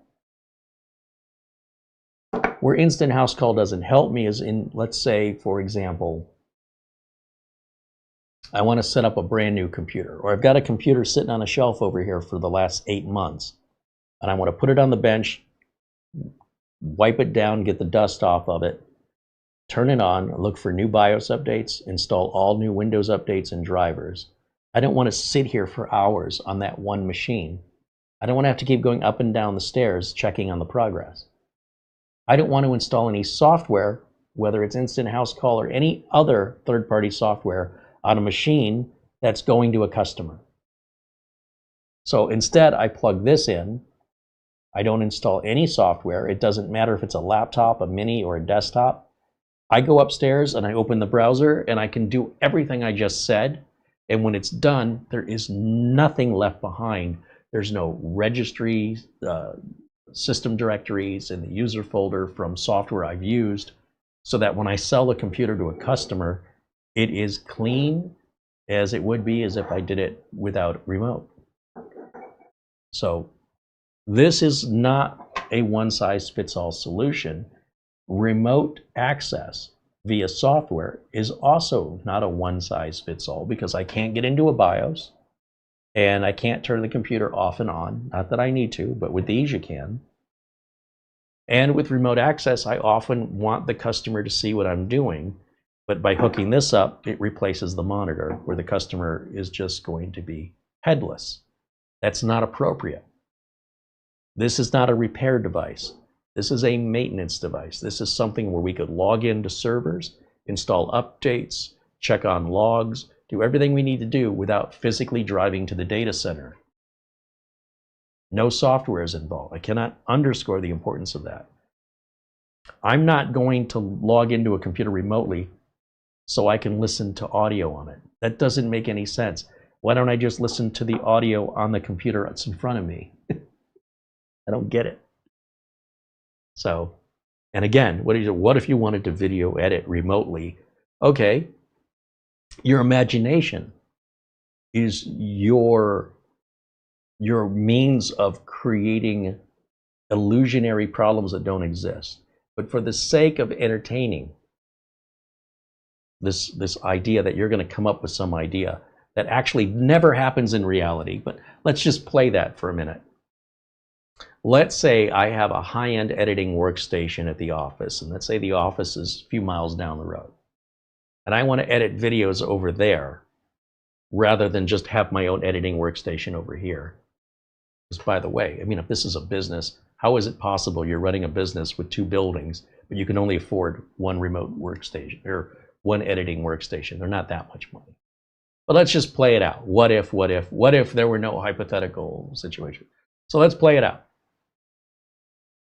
I don't worry about why. I want to remote in to a high-end workstation located somewhere else so I can edit my videos remotely, so I need to see and hear them. You don't need this. You want remote software. Next problem. So depending on, look, if you're going to work on a car, what tool do you need? Is there a one tool fits all cars and all problems? Can I use the same tools to remove my lug nuts as I do to work on my transmission? Probably not. If you've ever seen a professional mechanic, how many tools do they own? Why don't they just own one? This is a tool. It doesn't fix everything. Remote software is a tool. It doesn't fix everything. If you're a tech or you're trying to solve a problem, you should buy the right tool for that problem instead of trying to modify an existing tool, because then you're working way too hard and you likely are going to damage something and break the tool and maybe even break the thing you're trying to fix. If you can't afford to use the right tool, you're on your own. Like, at that point, I got nothing to say. So yeah, that's why I don't care about audio. It doesn't make any sense, to have remote audio. I don't get that. You want to talk to the customer remotely? Open up a Zoom meeting. Get all the audio you want. All right, let's see.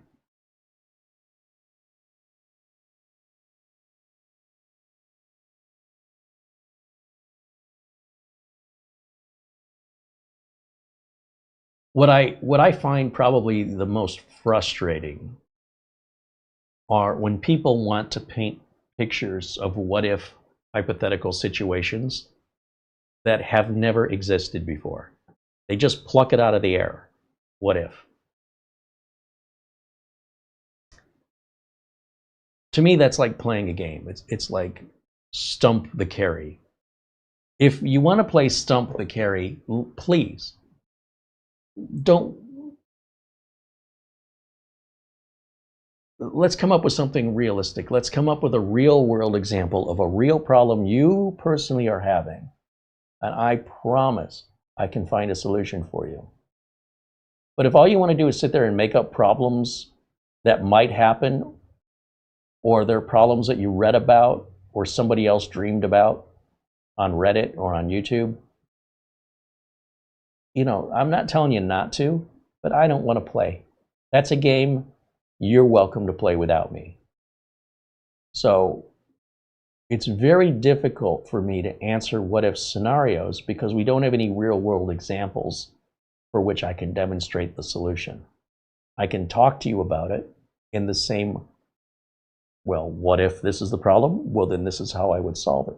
But it's very difficult for me to demonstrate it. And without the demonstration, it's just noise, noise, noise, noise, noise, noise. There's really no benefit to the conveyance of that scenario to flood people's minds when, by doing so, we're pushing out the earlier information that actually matters between these two units.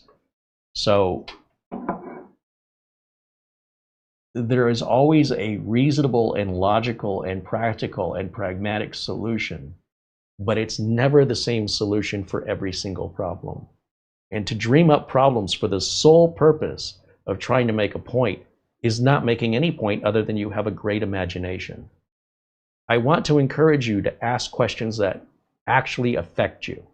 If you have an issue where you need remote access with audio, explain that situation to me, and I will give you a better tool to solve that. It's not this, okay? It never will be this. I can't even in my imagination think where that's feasible or logical. That doesn't mean somebody doesn't have something, but none of you in here have it, I can tell you that.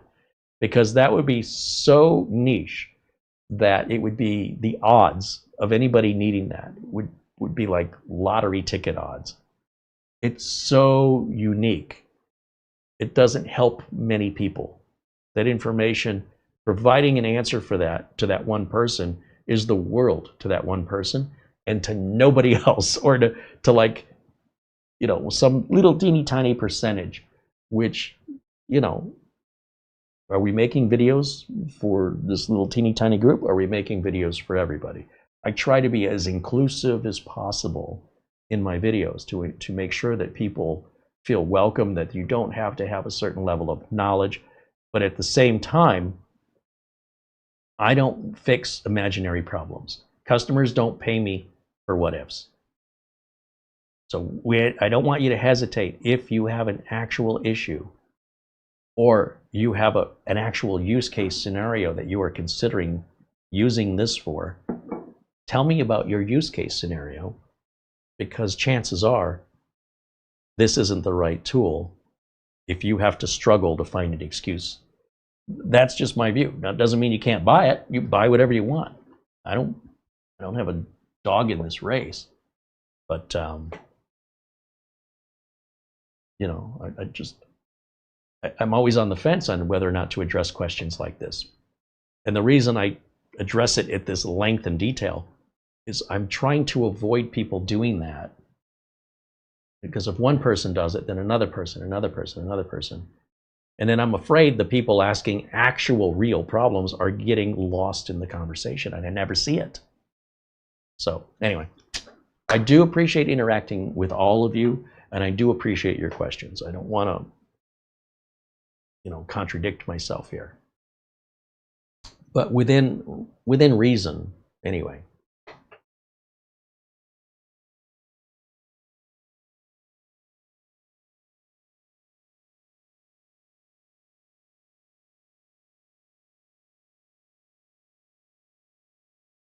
Barry Klein's asking Mara, what's the decision? Get another of what's on the desk, or? Oh, Barry's asking about the speakers. We've got another one of these little guys. I like this one better. So we've got another one of these coming, and we'll put them in stereo. And then later, if I want to get another one of those, they don't pair together, and the keyboard and mouse don't pair together. I want to try and ask the CEO or a representative of Gravistar to join us for an interview and talk a little bit about why did you make this company, what's the goal, how come these things don't communicate, how come these two don't communicate, what am I missing here, could we do something else to convey this on the sales site, on the website, marketing side of things, because I was under the impression these could pair, and they cannot. I was under the impression these could pair, they cannot. I would like some clarity, and again, just to have a nice conversation and introduce the company to you guys and explain all that. But so far, I have not gotten any response to my inquiries. But we'll give them time. You know, maybe they're busy. Computex is going on next week. That takes place in Taiwan, Taipei, which is in Taiwan, right? And that'll be May 3rd. It's Monday, May 3rd until Thursday, or Tuesday to Friday. Anyway, it's next week. You're going to see a bunch of YouTube content creators that are going to see. To fly from Phoenix to Taipei is 17 and a half hours on a plane, and the cheapest tickets are around $1,800. And then you got a hotel, and then it's hot and it's humid. It'll be, you know, raining likely. Not a good time of year to go to Taipei. From my understanding, May is not good for this. So to fly out, you have a huge time zone difference. Then potentially the next day, go to the expo for the next 4 days. And then what, the day after that, get back on a plane for another nearly 18 hours. Plus you got to get to the airport early, right?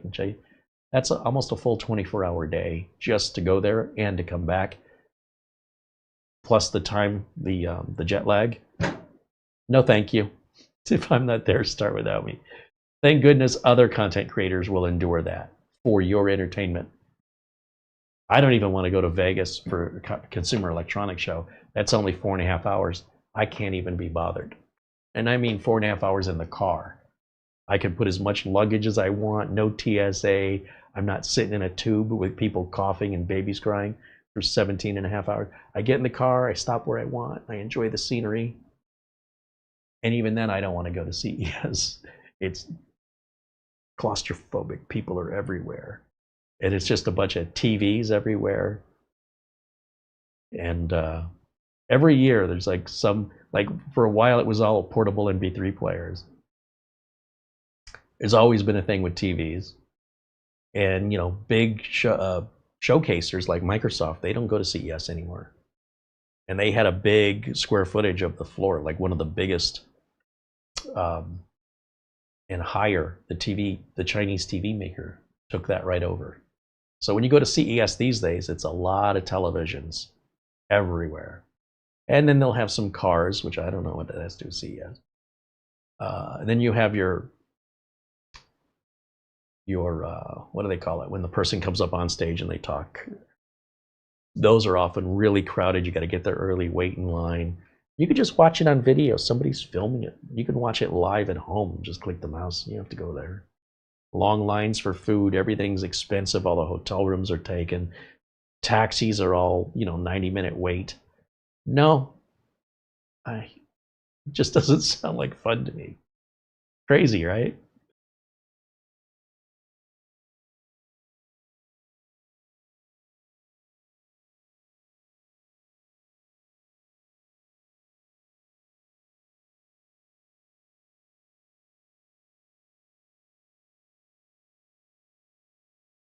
The keynotes. Yeah, thank you, Barry. The keynotes.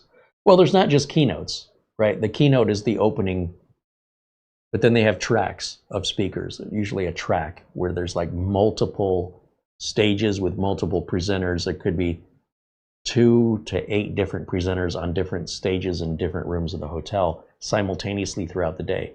So like at 2 o'clock, this person from this company is speaking in conference room A, and in conference room B at the same time, this other person from this other company is speaking, and in conference room C, right? And then you have to pick which ones you want. You can't see them all. But with the media there, with so many content creators there, and with everybody having the ability to go live, You could be there without waiting in the line, without paying the price of admission, without paying for a hotel, without doing all the walking. You know what I'm saying? Like, I'd rather just click and watch from home and probably have a better seat, quite frankly.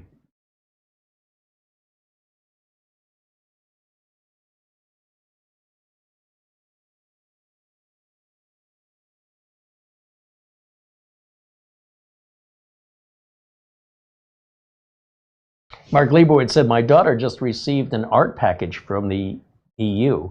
The package contains some paints and some powders for tinting.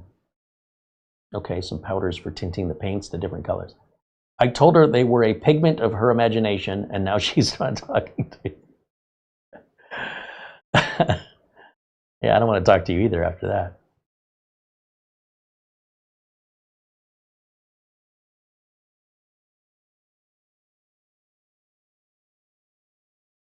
Attila wants to know, what is the theme of this desktop?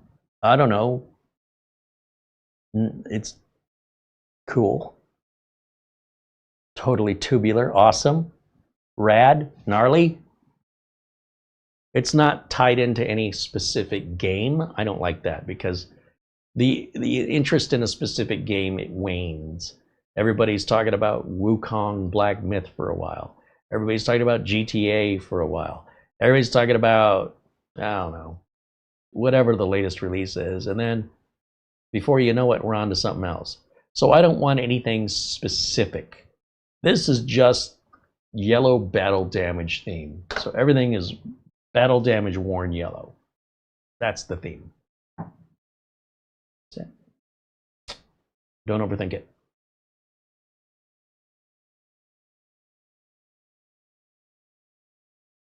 Barry Klein said, someone yesterday said it was computers by DeWalt.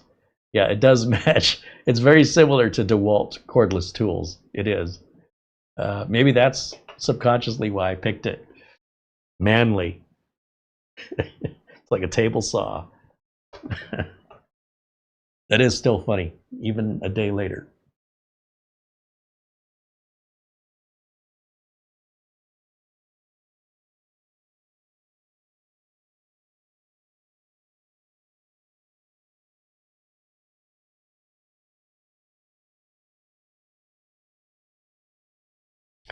So again, when it comes to the fact that this is replacing a monitor, many of you can't seem to get over that.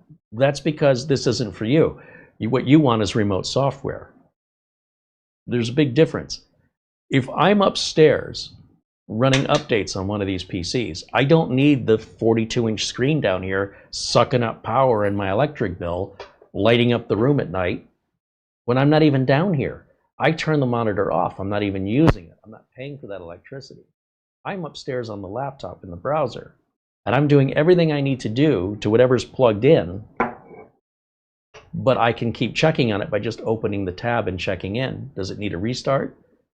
Can I do the disk cleanup? Is that going to take a while? Does it need a virus scan? Is that going to take a while? And I go back to doing whatever I'm doing, right? If I'm watching YouTube videos, if I'm answering emails, if I'm ordering some parts on Amazon or looking for the latest deal on a mini PC. That's how I find the stuff. I squirrel around looking for it. Then I can go, oh, I better check on what's going on downstairs. Hit the tab. Oh, I'm all done with it. I'm finished. So I hit start and shut down and I power the whole thing down. Then I can come downstairs, disconnect it, put it back on the shelf. That computer's done. Put the next computer up, plug it in, turn it on, leave the monitor off, go back upstairs. Go right back to doing that for another. Just installing Windows 24H2. Many of the computers sitting around here are still 22H2 or 23H2. I've not gotten back to them. Computers we've built back at Studio B still have 23H2 on them. So they're missing Windows updates. They're missing that big 24H2. There's often drivers and BIOSes that have been updated as well. It takes an average of 3 to 5 hours to do each machine. So if I'm not here watching it, then I have to keep coming downstairs to check it, meaning I need to leave the monitor on or keep turning it on and off every time I want to check it. And if it's been sitting here for 45 minutes waiting on me to hit restart and I just haven't come down, If we want to go to dinner, I can use the phone and I can log in to that monitor on this computer right on the phone and just tap the screen for restart now or go into the BIOS. Granted, it's kind of hard to see a 1080 screen on this little tiny screen here. You can do that. So we're at dinner and I'm like, oh, this thing wants to, we've ordered, I'm waiting on the food. Oh, it wants to reboot now. Then when we get home after dinner, it's all ready for me. This is pretty damn cool. Why would I need a monitor here when I'm out at dinner? See what I'm saying? How would I do that with Instant House Call? You can't. There's no Android or iOS version of Instant House Call. It's computer to computer. But with these, because it's a browser, anything that can load a browser, tablets, phones, universally, yes, you can do that. The screen is really difficult to read, but you could absolutely do it, which I think is cool. I don't know if it's practical, but it's pretty damn cool if you ask me.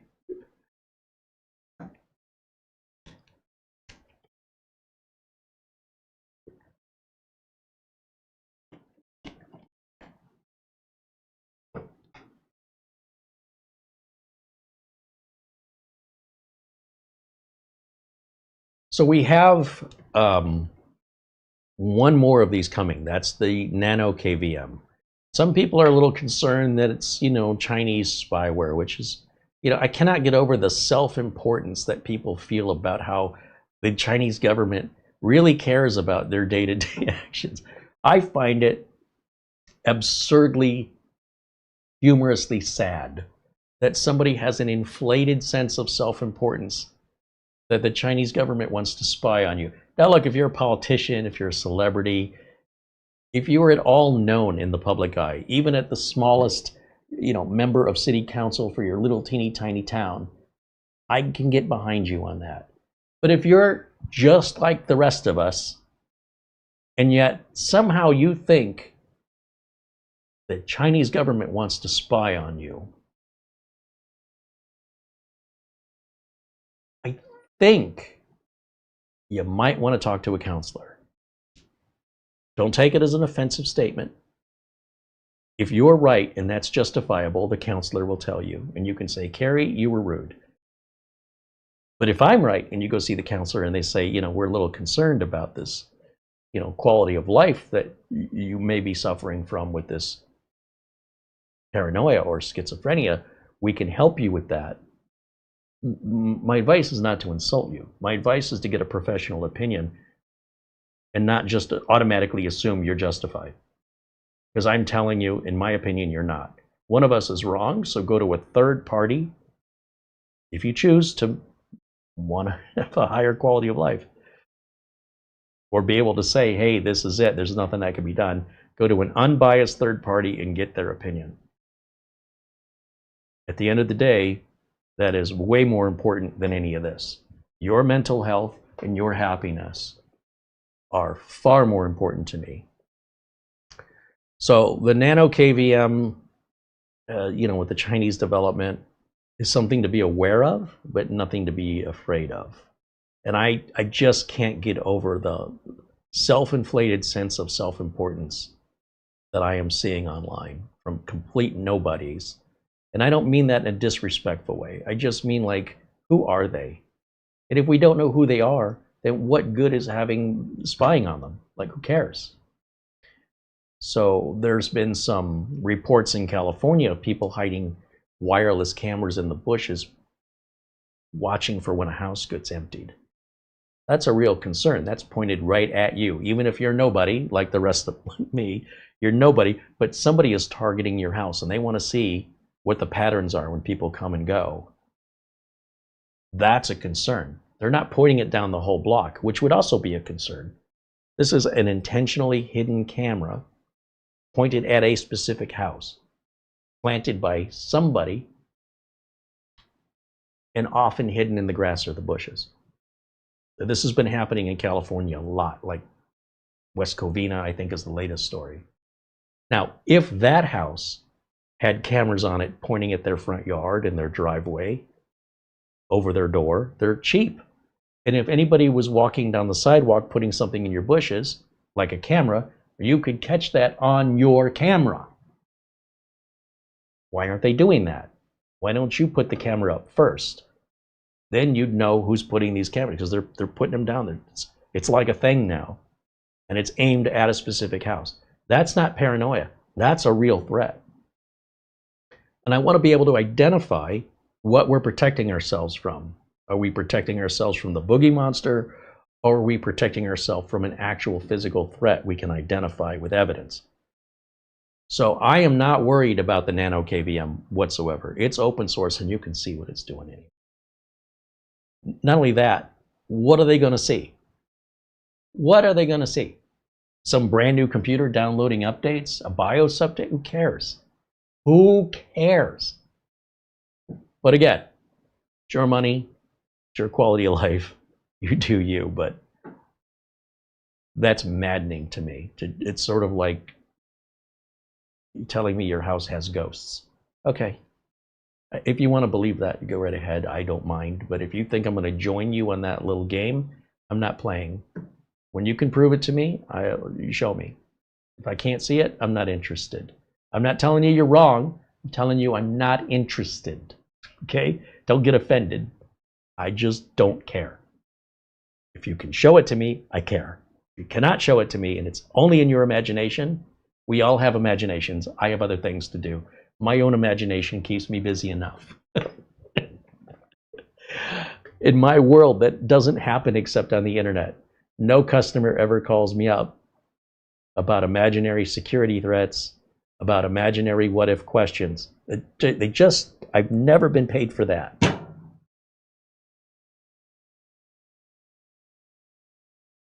Yeah, I did it to myself this time, bringing up the whole comments that you're going to pull up about the Nano KVM. But there are very well balanced reviews on it that do counter that paranoia with logic and reason. So if you don't look for that, you're not going to find it. So look at the reviews if you're interested in it, and you'll see some are more balanced and some are leaning one way or the other. So I just care about practicality. So when we get one, we'll compare them side by side, Jet KVM to the Comet to the Nano KVM. They're all about the same price. They all basically do the same job, and we'll see how they vary from one model to the other. And then you can determine which is your favorite, or maybe you're not even interested, right? But at least you know the technology's there. You might have a problem in the future where you go, oh, I remember Carey talked about this and I did not need it then, but this could solve a problem I'm having now.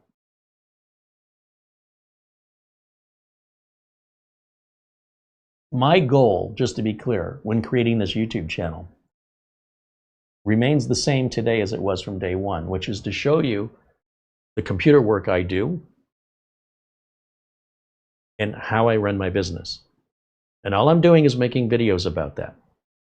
I'm not making videos to appease or pander to a certain audience. I'm just simply saying, if you're interested in how the business works and the kind of work I do and why I do it, how I do it, I'm just turning on a camera to show you. I need this. I've already explained why I need it.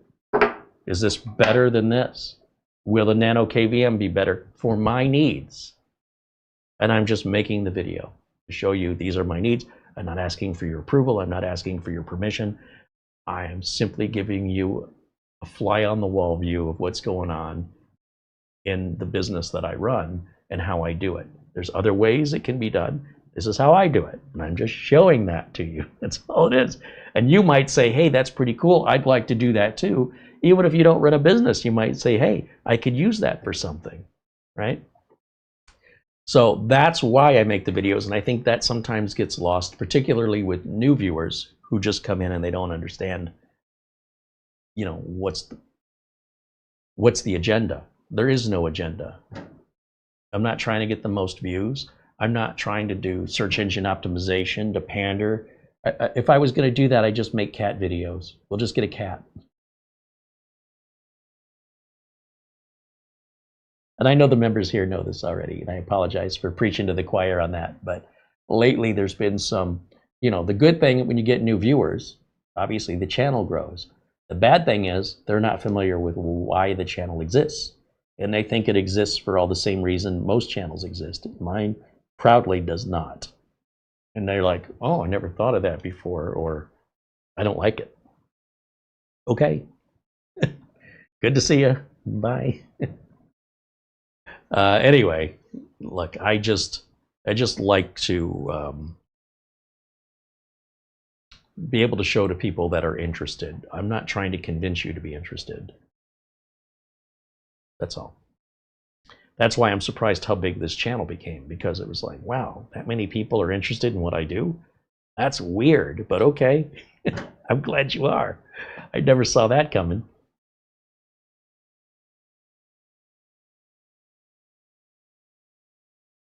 Attila says you never really know how people can misuse information about you. That's the paranoia I'm talking about. That's so ridiculous, in my opinion. That attitude is just like trying to control the weather.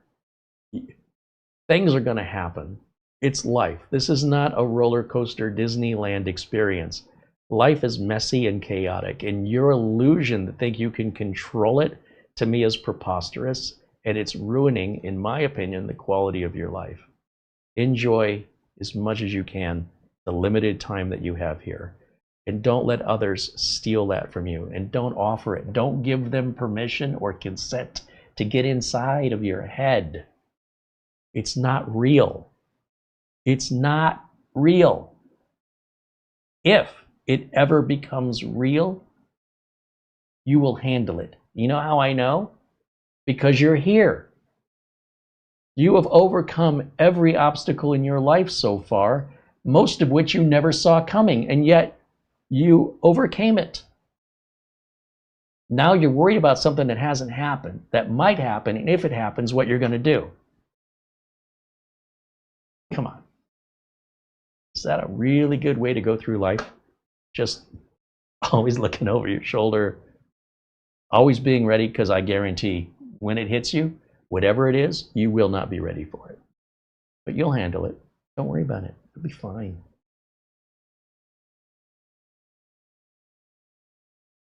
You know, look both ways before you cross the road. I'm not saying just go through like blind either. Let's not take it to an extreme, to the opposite side. But be in the moment. Be in today. Join us today.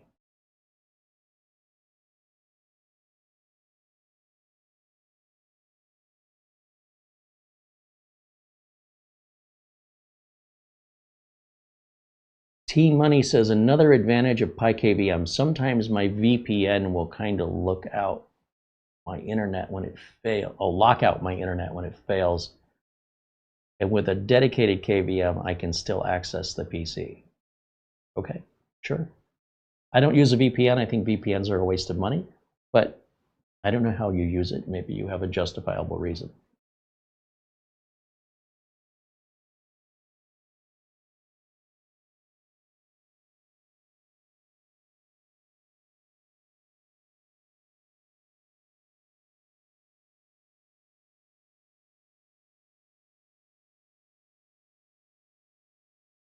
I'm just looking to see if there's any comments here that I might have missed.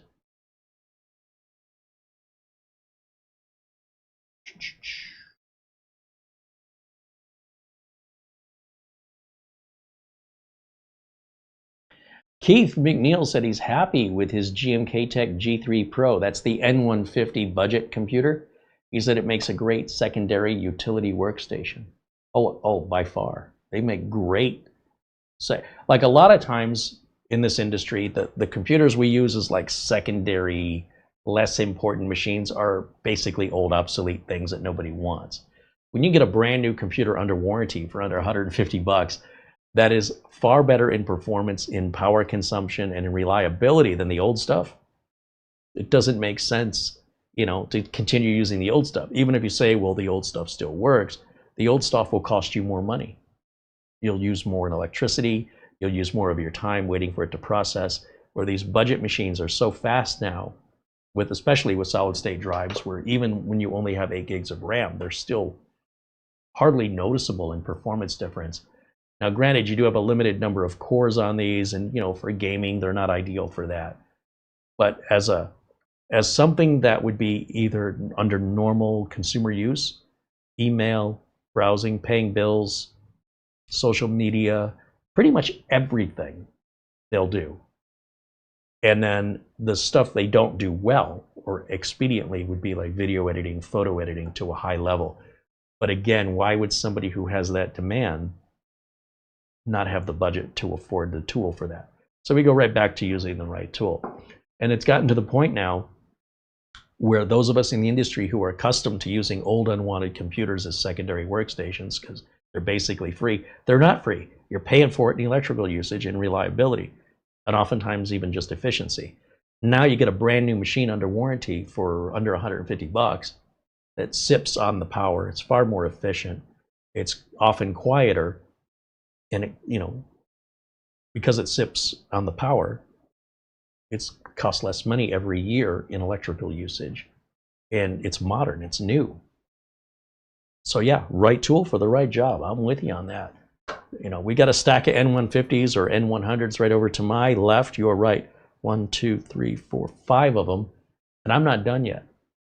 I don't have any personal use for them, but I want to show those of you out there watching the channel that may be all you need. You don't need, to build a custom machine. And if that's something you want but you can't afford it, I've always said there's what I want and there's what I can have. These are often two very different things. And I've got to tell you, using these N100 and N150, even the N97, which in some ways is better, depending on what you're using it for, they're so inexpensive. And the problem I'm battling are people that have never used one, that have already made up their mind. They're not going to live up to their expectations. And I'm telling these people, you will not say that, more than likely, once you actually experience one. Forget the reviews, forget the YouTube videos. When you've got one in front of you and how you use it, I think you're going to find they're exceptional.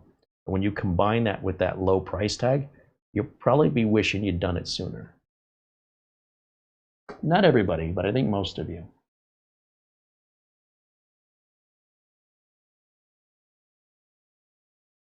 Mark Leibowitz, who runs a computer repair shop, by the way, he's like me. He has a computer repair business. He says, I started watching you because I wanted to learn how to build my own PC. And you were the first one who said I didn't have to buy a ton of over-the-top parts and tools to do it.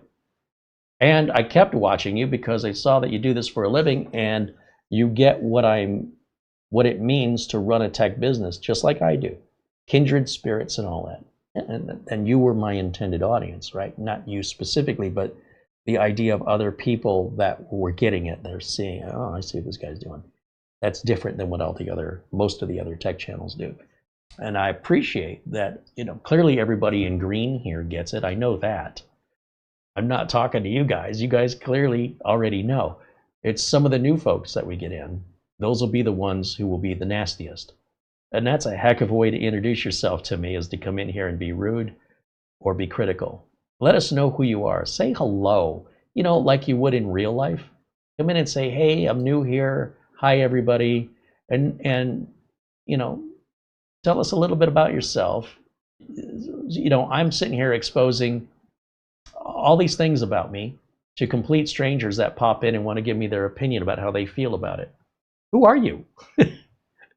So come in, introduce yourself, take a seat, get comfortable, and if you want to have a legitimate chat back and forth, I'm more than happy to have it.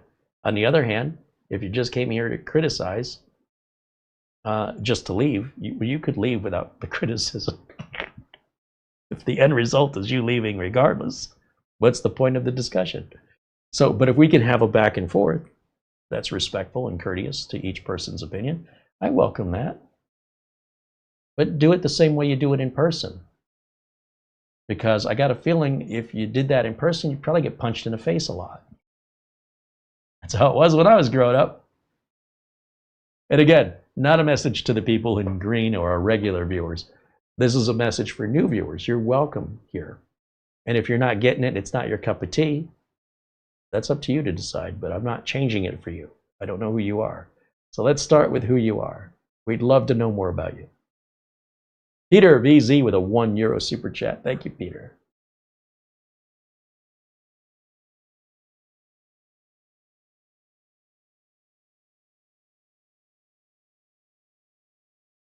Mark Gaines said, Carey, a friend of mine wants me to build him a PC. Well, Mark, looking at the pictures you've sent us of the PCs you built, I would want you to build a PC too. You pick good parts, you take good care in the work you do, and yeah, I'm surprised you're not getting that request more often, quite frankly.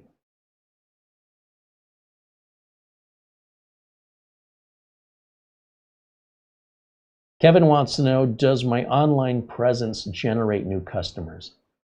Yes, but not on purpose. When I created the channel, I never really thought about marketing my business. That's not why I did it. I did it to share what it's like to run a computer repair and building business. That was the only thing I thought about. Wasn't looking for any more customers. Didn't even think about it because the internet is worldwide and I'm in Phoenix. So what are the odds? What percentage of my viewers around the world live in Phoenix? Not many. Now, if I had a business where I was selling widgets and I can just ship them all over the world, or if I was selling software that you could just download, yes, that would absolutely be a way to gain a lot more customers. But my customers have to be local. However, despite my naivety in that regard, opportunities arose I wasn't looking for. And I said, okay. And so I got a lot more business as a result that I wasn't counting on, did not intend to have, but they asked. You know, someone would send me an email, would you build me a computer? Are you in the United States? Yes. What do you want to build? I want to build this, this, and this. I'll build that, sure. Can I make a video out of it? Yes. I won't even charge you for it then. Just pay for the shipping. I'll make the money off the content. And before you know it, I'm busier than ever. Prior to the pandemic, just trying to keep up with the builds, and they're all getting shipped. Every one of them. They're going to the East Coast. They're going to Florida, Pennsylvania, New York. They're going to North Carolina. They're going to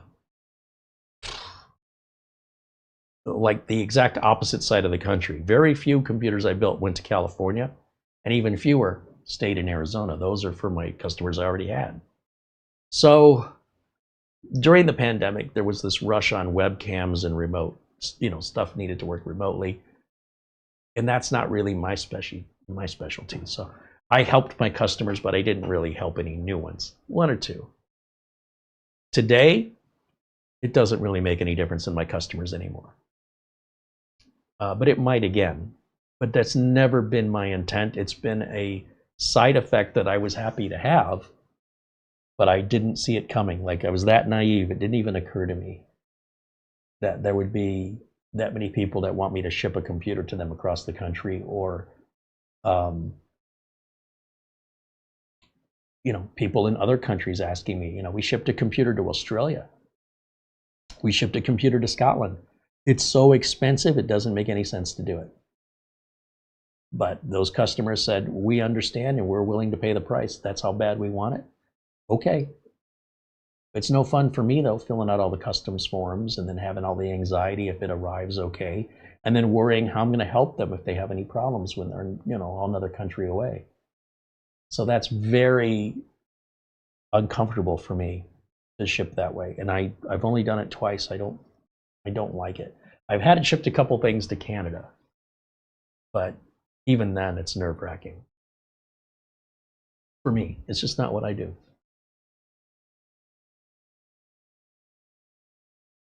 Mark Leibowitz said he bought an Ace Magician Mini PC with an AMD Ryzen 5 7430U processor for a client. Ended up canceling the order because it got lost in the supply chain.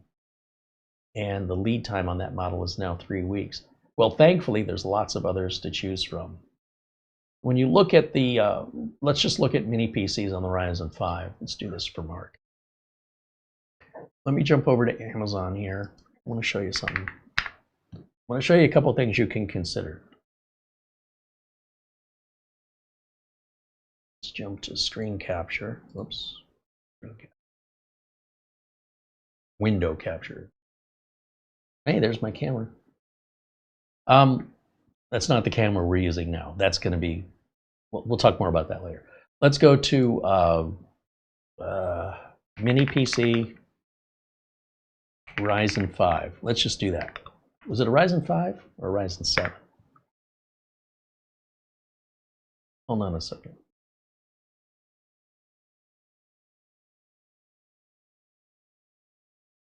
It's a Ryzen 5 7430U. Okay. So let's take a look back at Amazon, and I'll show you how I do it. Now, I don't know why B-Link comes up like this, because they have been relatively quiet with any new product announcements compared to Paladin, Triku, Minisforum, Ace, Magic, Camrui, Minix. Like, where did B-Link go? It just got real quiet from them. So it's weird to me that that has come up. Or did I accidentally click on, you know what, maybe I think they're advertising heavily here, and I guess I inadvertently clicked the mouse and it took me to the B-Link store. I did not mean to do that. Okay, so Ryzen 5, let's see, there's a 3, there's a 6. I don't know what price you were looking at, but this is a sponsored ad, and I want you to notice the first couple links coming from Amazon these days may not be what you're looking for, and so you might skip the first two. See, that one's sponsored, this one's sponsored, so maybe ignore those. We'll come down here. Here's an E2, that's a 3550. There's a 6600. Okay, so that's a lot closer to the 73 series. This is a B-Link, oddly enough, the EQR6 that has the built-in power supply and dual Ethernet. That's really well equipped at $279, and shipping is about a week away, at least for me. Camrui has the 7430. Think about this. Camrui and Ace Magic are the same company. This is likely the same computer. It's on sale at $249, right? That's going to have 16 gigs of RAM, not 8, in a 512 gig solid state drive, and not a 256. It's the same CPU you're talking about, and likely the only difference is the logo. Same manufacturer, same warranty. Okay, $249. There it is with 32 gigs of RAM for $299. Otherwise, it's the same machine, 7430U. Supports triple display out, Wi-Fi 6. Okay, same thing. So $50 to get that extra 16 gigs of RAM. That's fair. I don't think you need the extra RAM personally, but whatever. And this will be DDR4. Should be DDR4 RAM on this unit. And there's a few pictures of like reference to size here. Didn't I just see somebody holding it in a hand? And I missed something. Let's keep scrolling down and look at some of the reviews on this. Everything in the box.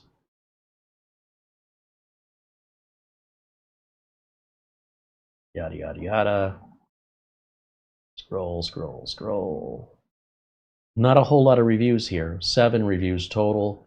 Not all of them are written. Sometimes you can just, you know, on Amazon, you can just pick a star rating and not say anything. So here it's a 4.8 out of 5 stars, which means everybody's nearly 100% happy except for this one guy. Is it one guy? Oh, it makes me log in to see it.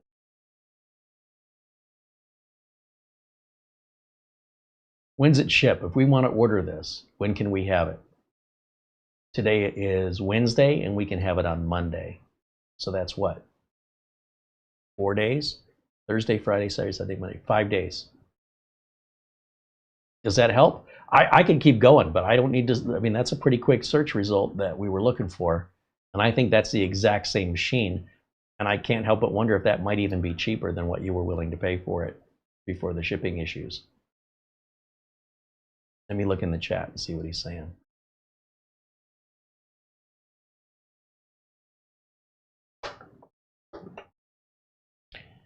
Oh, he says he wasn't finished talking, apparently. he located a trig key. So trig key, I think, is B-Link. He said the trig key is a Ryzen 7 5850U. It was only $20 more, but it shipped and it's on its way to my door. Okay. But he continues, the Camrui you're looking at most likely has an M.2 SATA. Yeah, it could, versus NVMe. But in most cases, customers can't tell a difference anyway.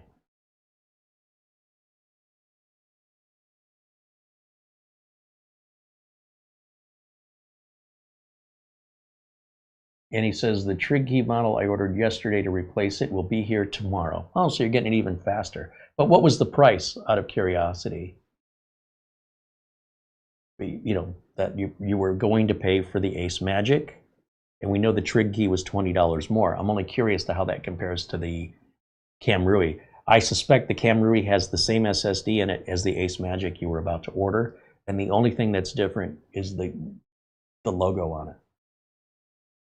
So if you think that Camrui comes with a SATA SSD, then likely so did the Ace Magic you were ordering. That's the same model. But until we get it, and if it's not specified by anybody in the reviews, which, by the way, if I get one, that's one of the things I leave in a review, is to specify to people if the product listing is omitting any information, like what version is the Wi-Fi, what version is the Bluetooth, what kind of NVMe does it have, how fast does it actually run in Crystal Disk Mark. Just because it's Gen 4 doesn't mean it's a high-end Gen 4. So what Gen 4 is it? Usually they're right around the middle of the pack in performance. So yes, but then that's where you could order it, put that information on an Amazon review to help others for whichever unit you receive, to help other people make a decision. Even if you end up sending it back to Amazon, you can still do that. You can do both. Mark Leibowitz said it was $249.99 for the Ace Magic. Yeah, so it sounds like the Camrui is an exact match to that. And $269.99 for the trig key. And I've got to tell you, as far as quality goes, I've been very happy with both brands. Trig key is an extension of B-Link. Camrui is an extension of Ace Magic. And they're often the same price and the same equipment, and it's only outside logo that changes. Often. There's probably some exceptions, but overall, that's what to expect. He said the Ace Magician he ordered did specify it had an NVMe. And then it's likely the Camrui also is NVMe. They're not, in my experience, they're not changing anything inside from Ace Magic to Camrui. Often they even have the same model numbers and the same prices. I don't know what the logic is behind this, but that's what I keep seeing.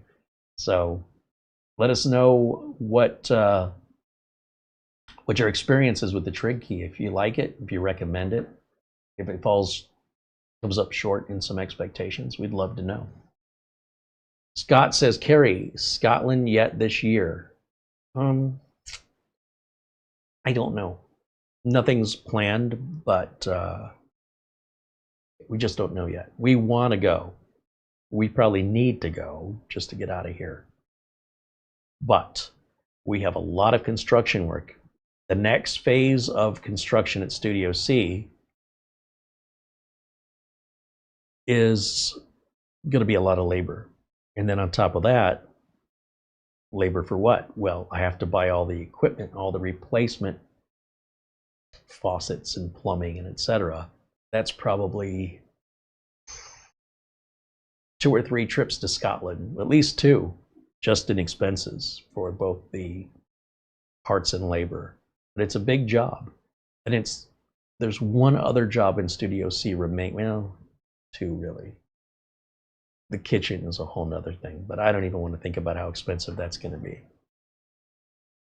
And so do I want to prioritize a trip to Scotland, or do I want to make the place where I live to be a nicer place to live? You know, a trip for a couple weeks or a permanent change indefinitely. I think you know where I'm going to lean on that. On the other hand, never getting out, you know, all work and no play, that's not good either. So I honestly don't know yet. We do. It looks like there might have been a disconnect between OBS and the YouTube server there momentarily. So it wasn't just you. If it glitched out, we're back. But at the same time, we're just over 2 hours today. So I think we're going to wrap it up. My primary focus was just a quick overview and introduction of the GL.iNet Comet. And just as I was initially just over the moon with this, and it started to show its cracks after a few days, I'm not so won over by it. In fact, I had to fix an issue, and they weren't helpful at all. With this, maybe in usage, it'll be the opposite. Maybe I will grow to like this more, or maybe this presents unique challenges, and maybe they won't be helpful either. I don't know yet. And then I'll hate it. But I don't hate it. I mean, it's fine, but if they're both the same money, I want this one so far. Even with its flaws, I still think it's better.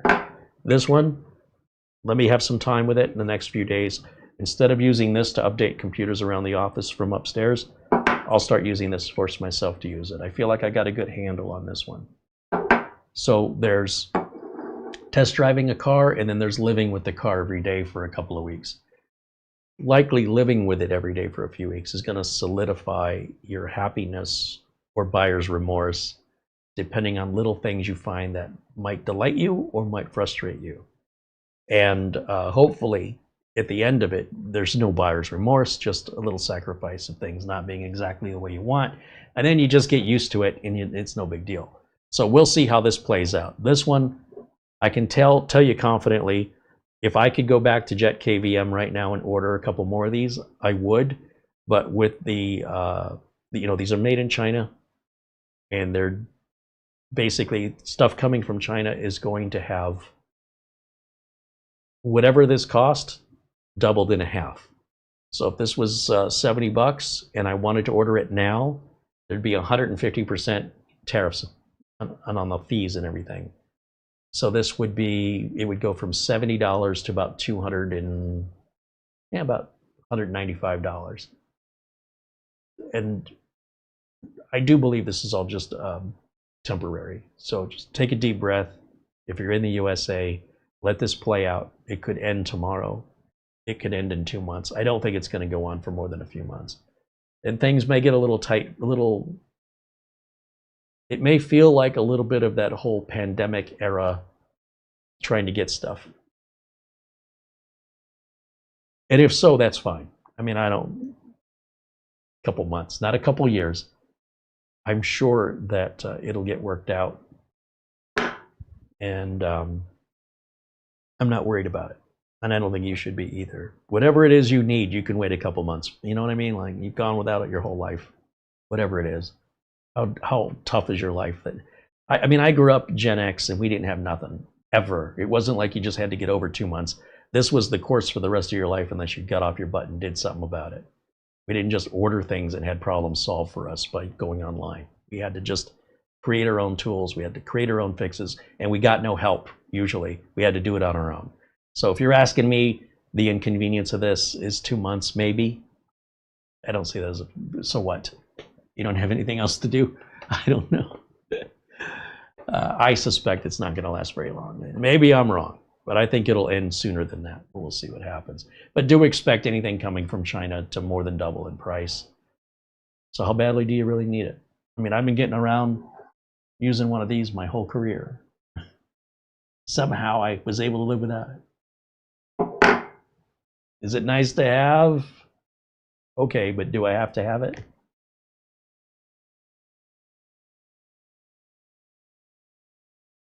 One of the ways, I'll give you an example of the 1980s solution for this. I could leave the monitor on and set a web camera right here on the desk, like an IP-based web camera that plugs in wirelessly to the network as an IoT device. Point the camera at the screen. Then I load the camera app on my phone, and I look at the monitor from upstairs, and I can pinch it and make it bigger. And oh, is that waiting on a restart? Okay, and then come downstairs and click restart. And if it's still installing like 24H2 and that restart's going to be a while, I just go back upstairs, and I can monitor the camera looking at I can audit the camera looking at the monitor. I can monitor the monitor. There's other creative ways to get around, my need for that, but that's easier.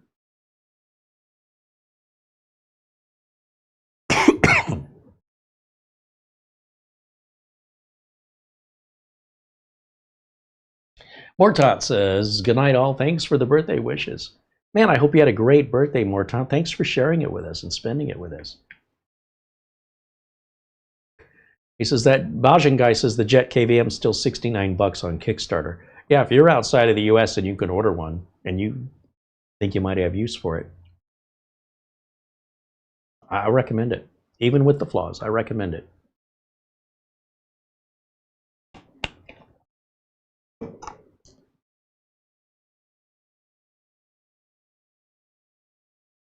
T Money says, I bought mine and it showed up in a few. You bought your what? And I love it. What is it? If you can avoid using words like it and that, it would help me understand the context of what you are talking about, because I have no idea what it means. If you say they, them, it, no idea. So instead of using those words, actually type what you mean when you say it. Choose a different word, please. Phil Stodd said us baby boomers only had dirt to play with, and we were thankful for the dirt. Now get off my lawn. Barry Klein said we had to walk uphill to go to that dirt and then uphill to go back home. Yeah, well, the dirt we played with was repossessed because we couldn't afford the payments. We had to go live in a lake.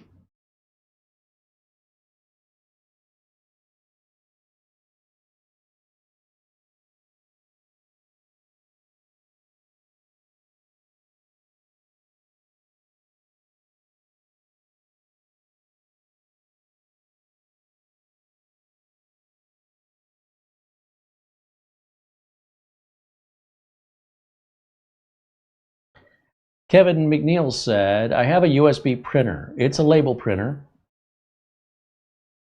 and an iris scanner. I want to use a 15-foot USB extension and a splitter. Ooh, is that too long? USB used to have a limit of 13 feet without some kind of power boost. The longer the cable gets, the more impedance and resistance it has to fight against. So like those undersea cables they talk about there, those things are massive cables. So is this USB type C or type A? I'm going to assume it's type A. What? And if it's slow, like if it's USB 2, I think that'll run longer than USB 3. The faster the cable goes, the shorter the range. Like a 10 gig per second Ethernet cable that's category 6 can only run like 100 feet versus say 300 and 100 meters, which is over 300 feet on a gigabit versus 10 gigabit. And the same applies with USB. So what is the maximum USB cable length? And I think it depends on, well, here's what Google says.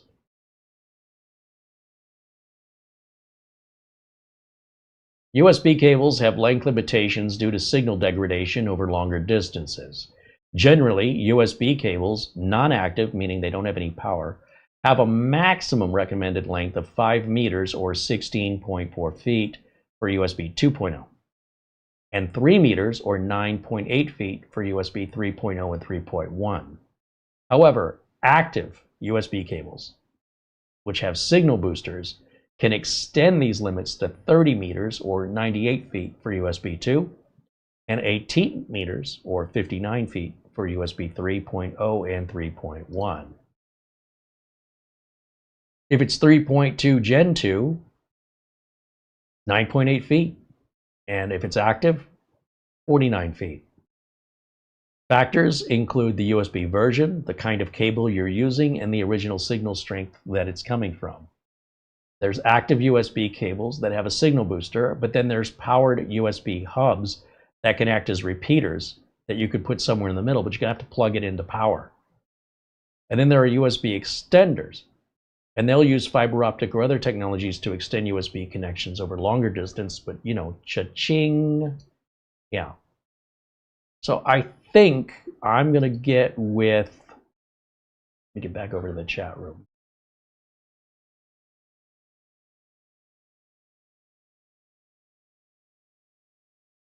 With Mark Leibowitz. Mark says it doesn't cost much to just buy an extension and try it, because depending on the device and your configuration, it might just work without a problem. Even if it extends beyond those limits, it might still work. But if it doesn't, you'll know why. The cables are cheap. Just a regular extend, you know, a long USB cable on Amazon is not much money.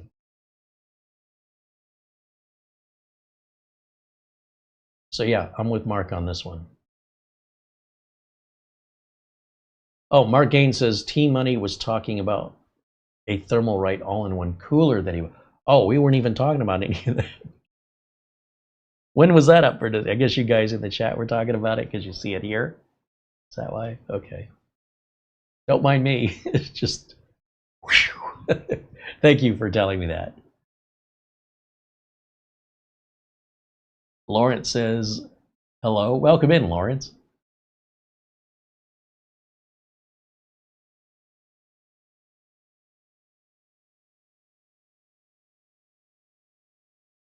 Scott says, I wonder what Doug Betts is running. He used to have some long runs of USB. Doug has gone over that on his channel. He's shown all that in previous videos. And again, it depends. There's a few factors. What USB version? Is it 2.0? Is it 3.0?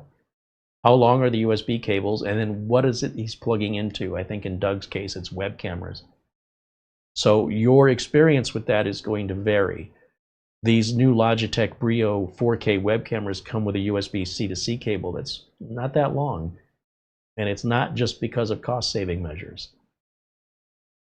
If the intention is to set the web camera on your monitor, then how far away are you possibly connecting it to your computer?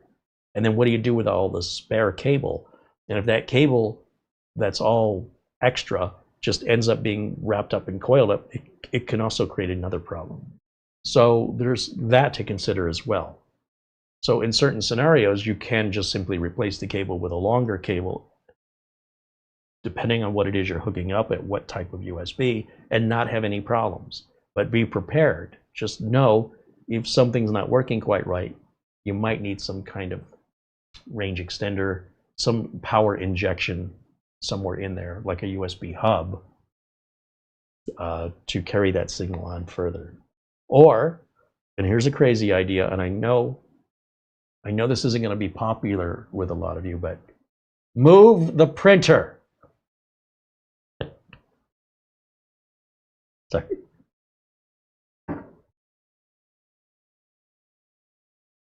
Customer called me and said, I got a Windows update, and now everything on my left monitor is on my right monitor, and everything on my right monitor is on my left monitor.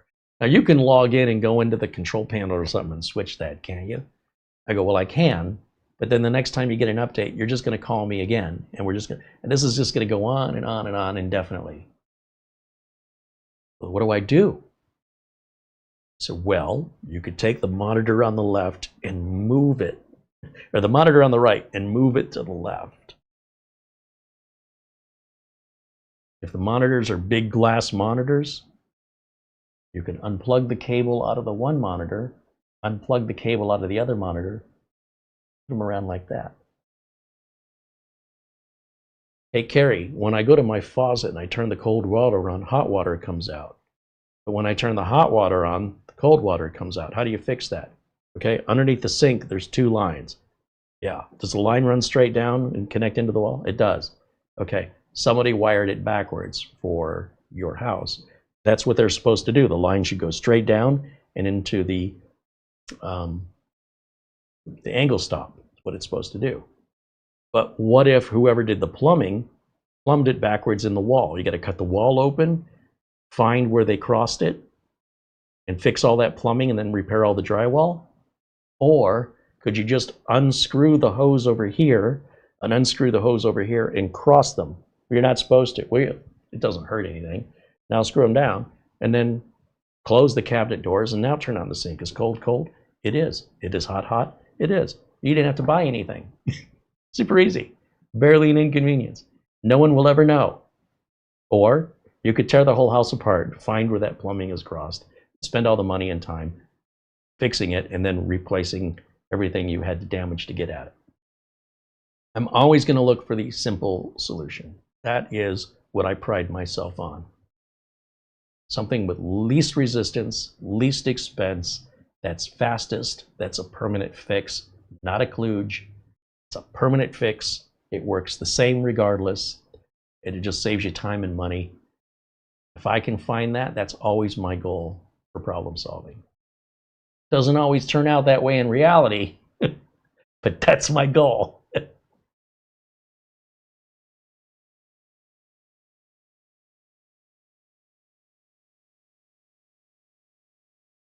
Can I build a tablet computer? No, I cannot, nor would I want to. Phil Stott said you could buy a network printer. Well, actually, you can turn it into a network printer. Yes, you know, that's a good point, Phil. You can buy a print server.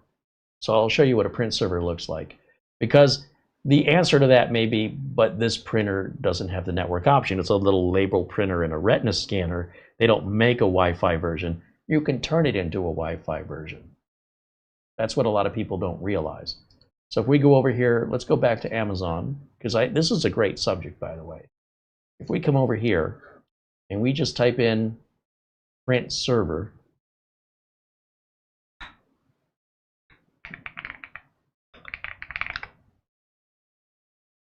you can buy, wow, that's got a parallel port. Holy cow. Well, if you got your okidata.matrix, you can put it on your network. Here's a wireless print server. Here, IO Gear. Are they even still in business? I actually used this before. I've actually got that. StarTech, like 50 bucks.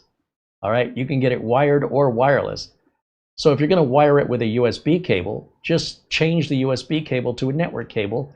Only now you can run 300 feet with a network cable. And yeah, it should work with the retina scanner and everything the same. And you see there's a lot to choose from, although why they still sell them with parallel ports scares me. Monoprice, they're a reputable manufacturer. And these are super easy to set up. Here's a little wireless one. Look how tiny this is.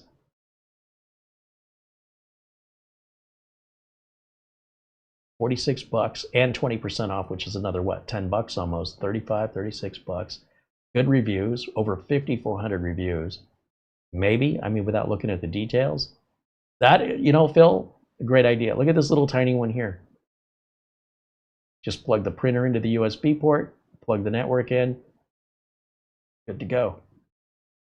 Yeah, yes, I have, you know, I'm so spoiled, I'm so used to this all being built into even the cheapest of printers these days, that adding this separately is something we used to do all the time, and I completely forgot it's an option. It's been such a long time since anybody's needed that anymore. So thank you for that suggestion. That keeps it simple.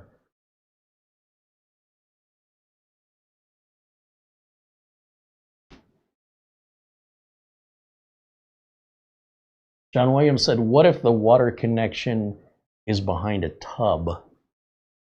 Yeah, so let's say, getting back to the whole hot and cold being mixed up. If you have an issue inside of the wall, right? So in the case of a shower or a bathtub, the handles are usually built into the wall, then there's no way you can get at it without opening the wall. Usually, if it's like a big fiberglass enclosure, you go to the other side of the wall, whatever's on the other room, and you open it, you just cut a square approximately where you believe the hoses are, the lines, and you take that square out and you have full access from behind it. Do whatever you need to do. and then put that drywall you took out back in and seal the little thing and retexture and paint. Nobody would ever know. Now you know. But that's far more invasive than just going under a sink. I've just seen that so many times. I've been in public restrooms where the hot and cold are they're backwards, and yet the bottom of the sink is fully exposed to the public, and you can see the lines. We'll just switch the lines around. How lazy do you have to be to say, good enough? That's a public restroom anyway.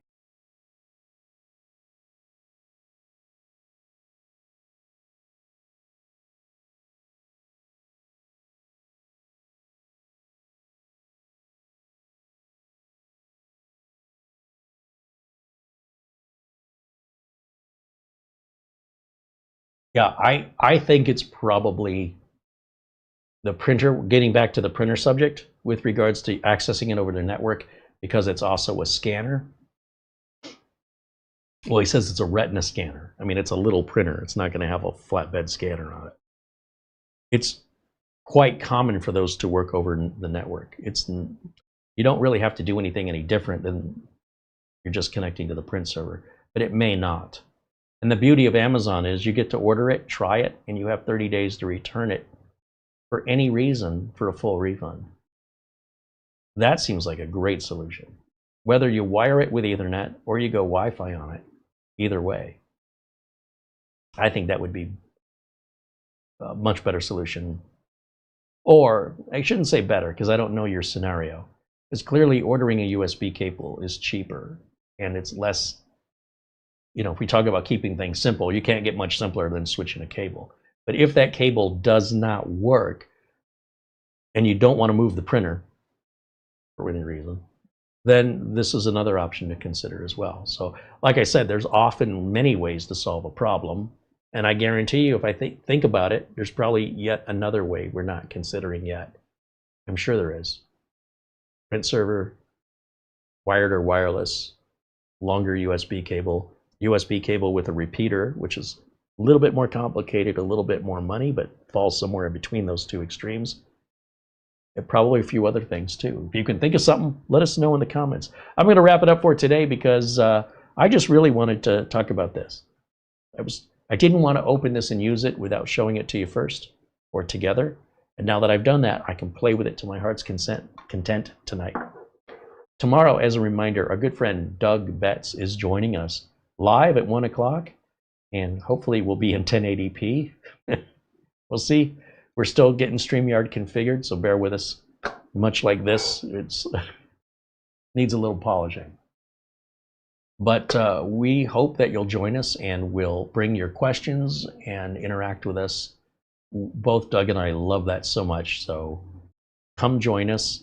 Ideally with practical questions, not imaginary ones, but Doug handles that differently than me. So you guys want to ask your hypotheticals, I could just let Doug handle that and I'll just grind my teeth over here. That's the great thing about having a guest. I could say, you know what, I don't want to do that, you do it. So we hope you'll join us then. And Friday, I should have a mini PC to review. Which one? Stay tuned to find out.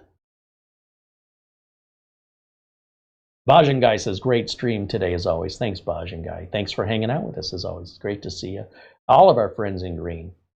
Dustin Fuller, Phil Stodd, Barry Klein, Ben Laird, Mark Leibowitz, Mark Baggett. All of you. Because without you, I guess I'm talking to no one. No, we appreciate all of you because you guys, made this even possible. GL.iNet did not send this to us. We paid for it. And if you want to order one, I think they're still taking orders for them, but I think I'd rather have this one for now. Maybe my attitude will change after I use it. And the Nano KVM, I'm expecting that Tuesday, I think. And then we'll take a look at that, no differently than we did these two. And then finally, we'll put them all side by side, and I'll tell you what my conclusions are for my needs and the price I paid and what's available to even buy right now. The Nano KVM, you can actually order on Amazon and get it.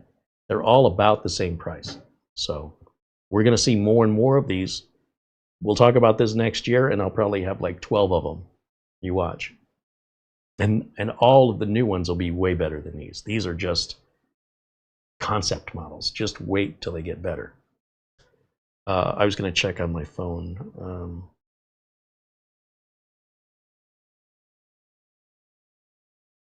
GL.iNet lets me know that my order arrived. I just got the email.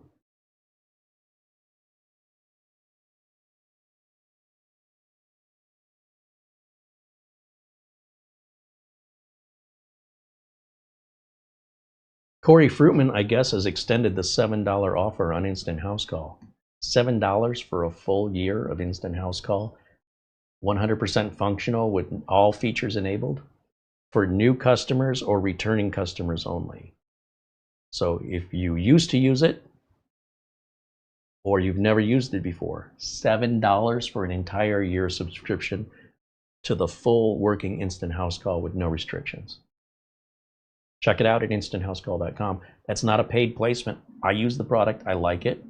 So, of course, I'm going to tell you about it. Even if I'm not profiting from it, I profit from you guys appreciating the value of the information. If you find it valuable, that's my reward. And, of course, our friends at SCD Keys. We talk about that a lot. I think I'm going to have to show a video because I've been getting some questions about how do I download it? How do I activate it, being Windows or Microsoft Office?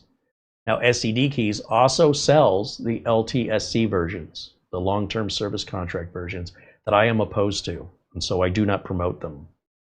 But for the sake of transparency, there's nothing illegal about you owning it. I don't want to support anybody who's got that. However, if you want to save money and acquire it through illegal means, SCD Key does offer it despite my lack of promoting it. It's there, and the coupon code of Carey will get you 30% off of that price too. If that's the path you want to go down, you're welcome to go down it without me. I'm not here to tell SCD Keys what they can and can't sell.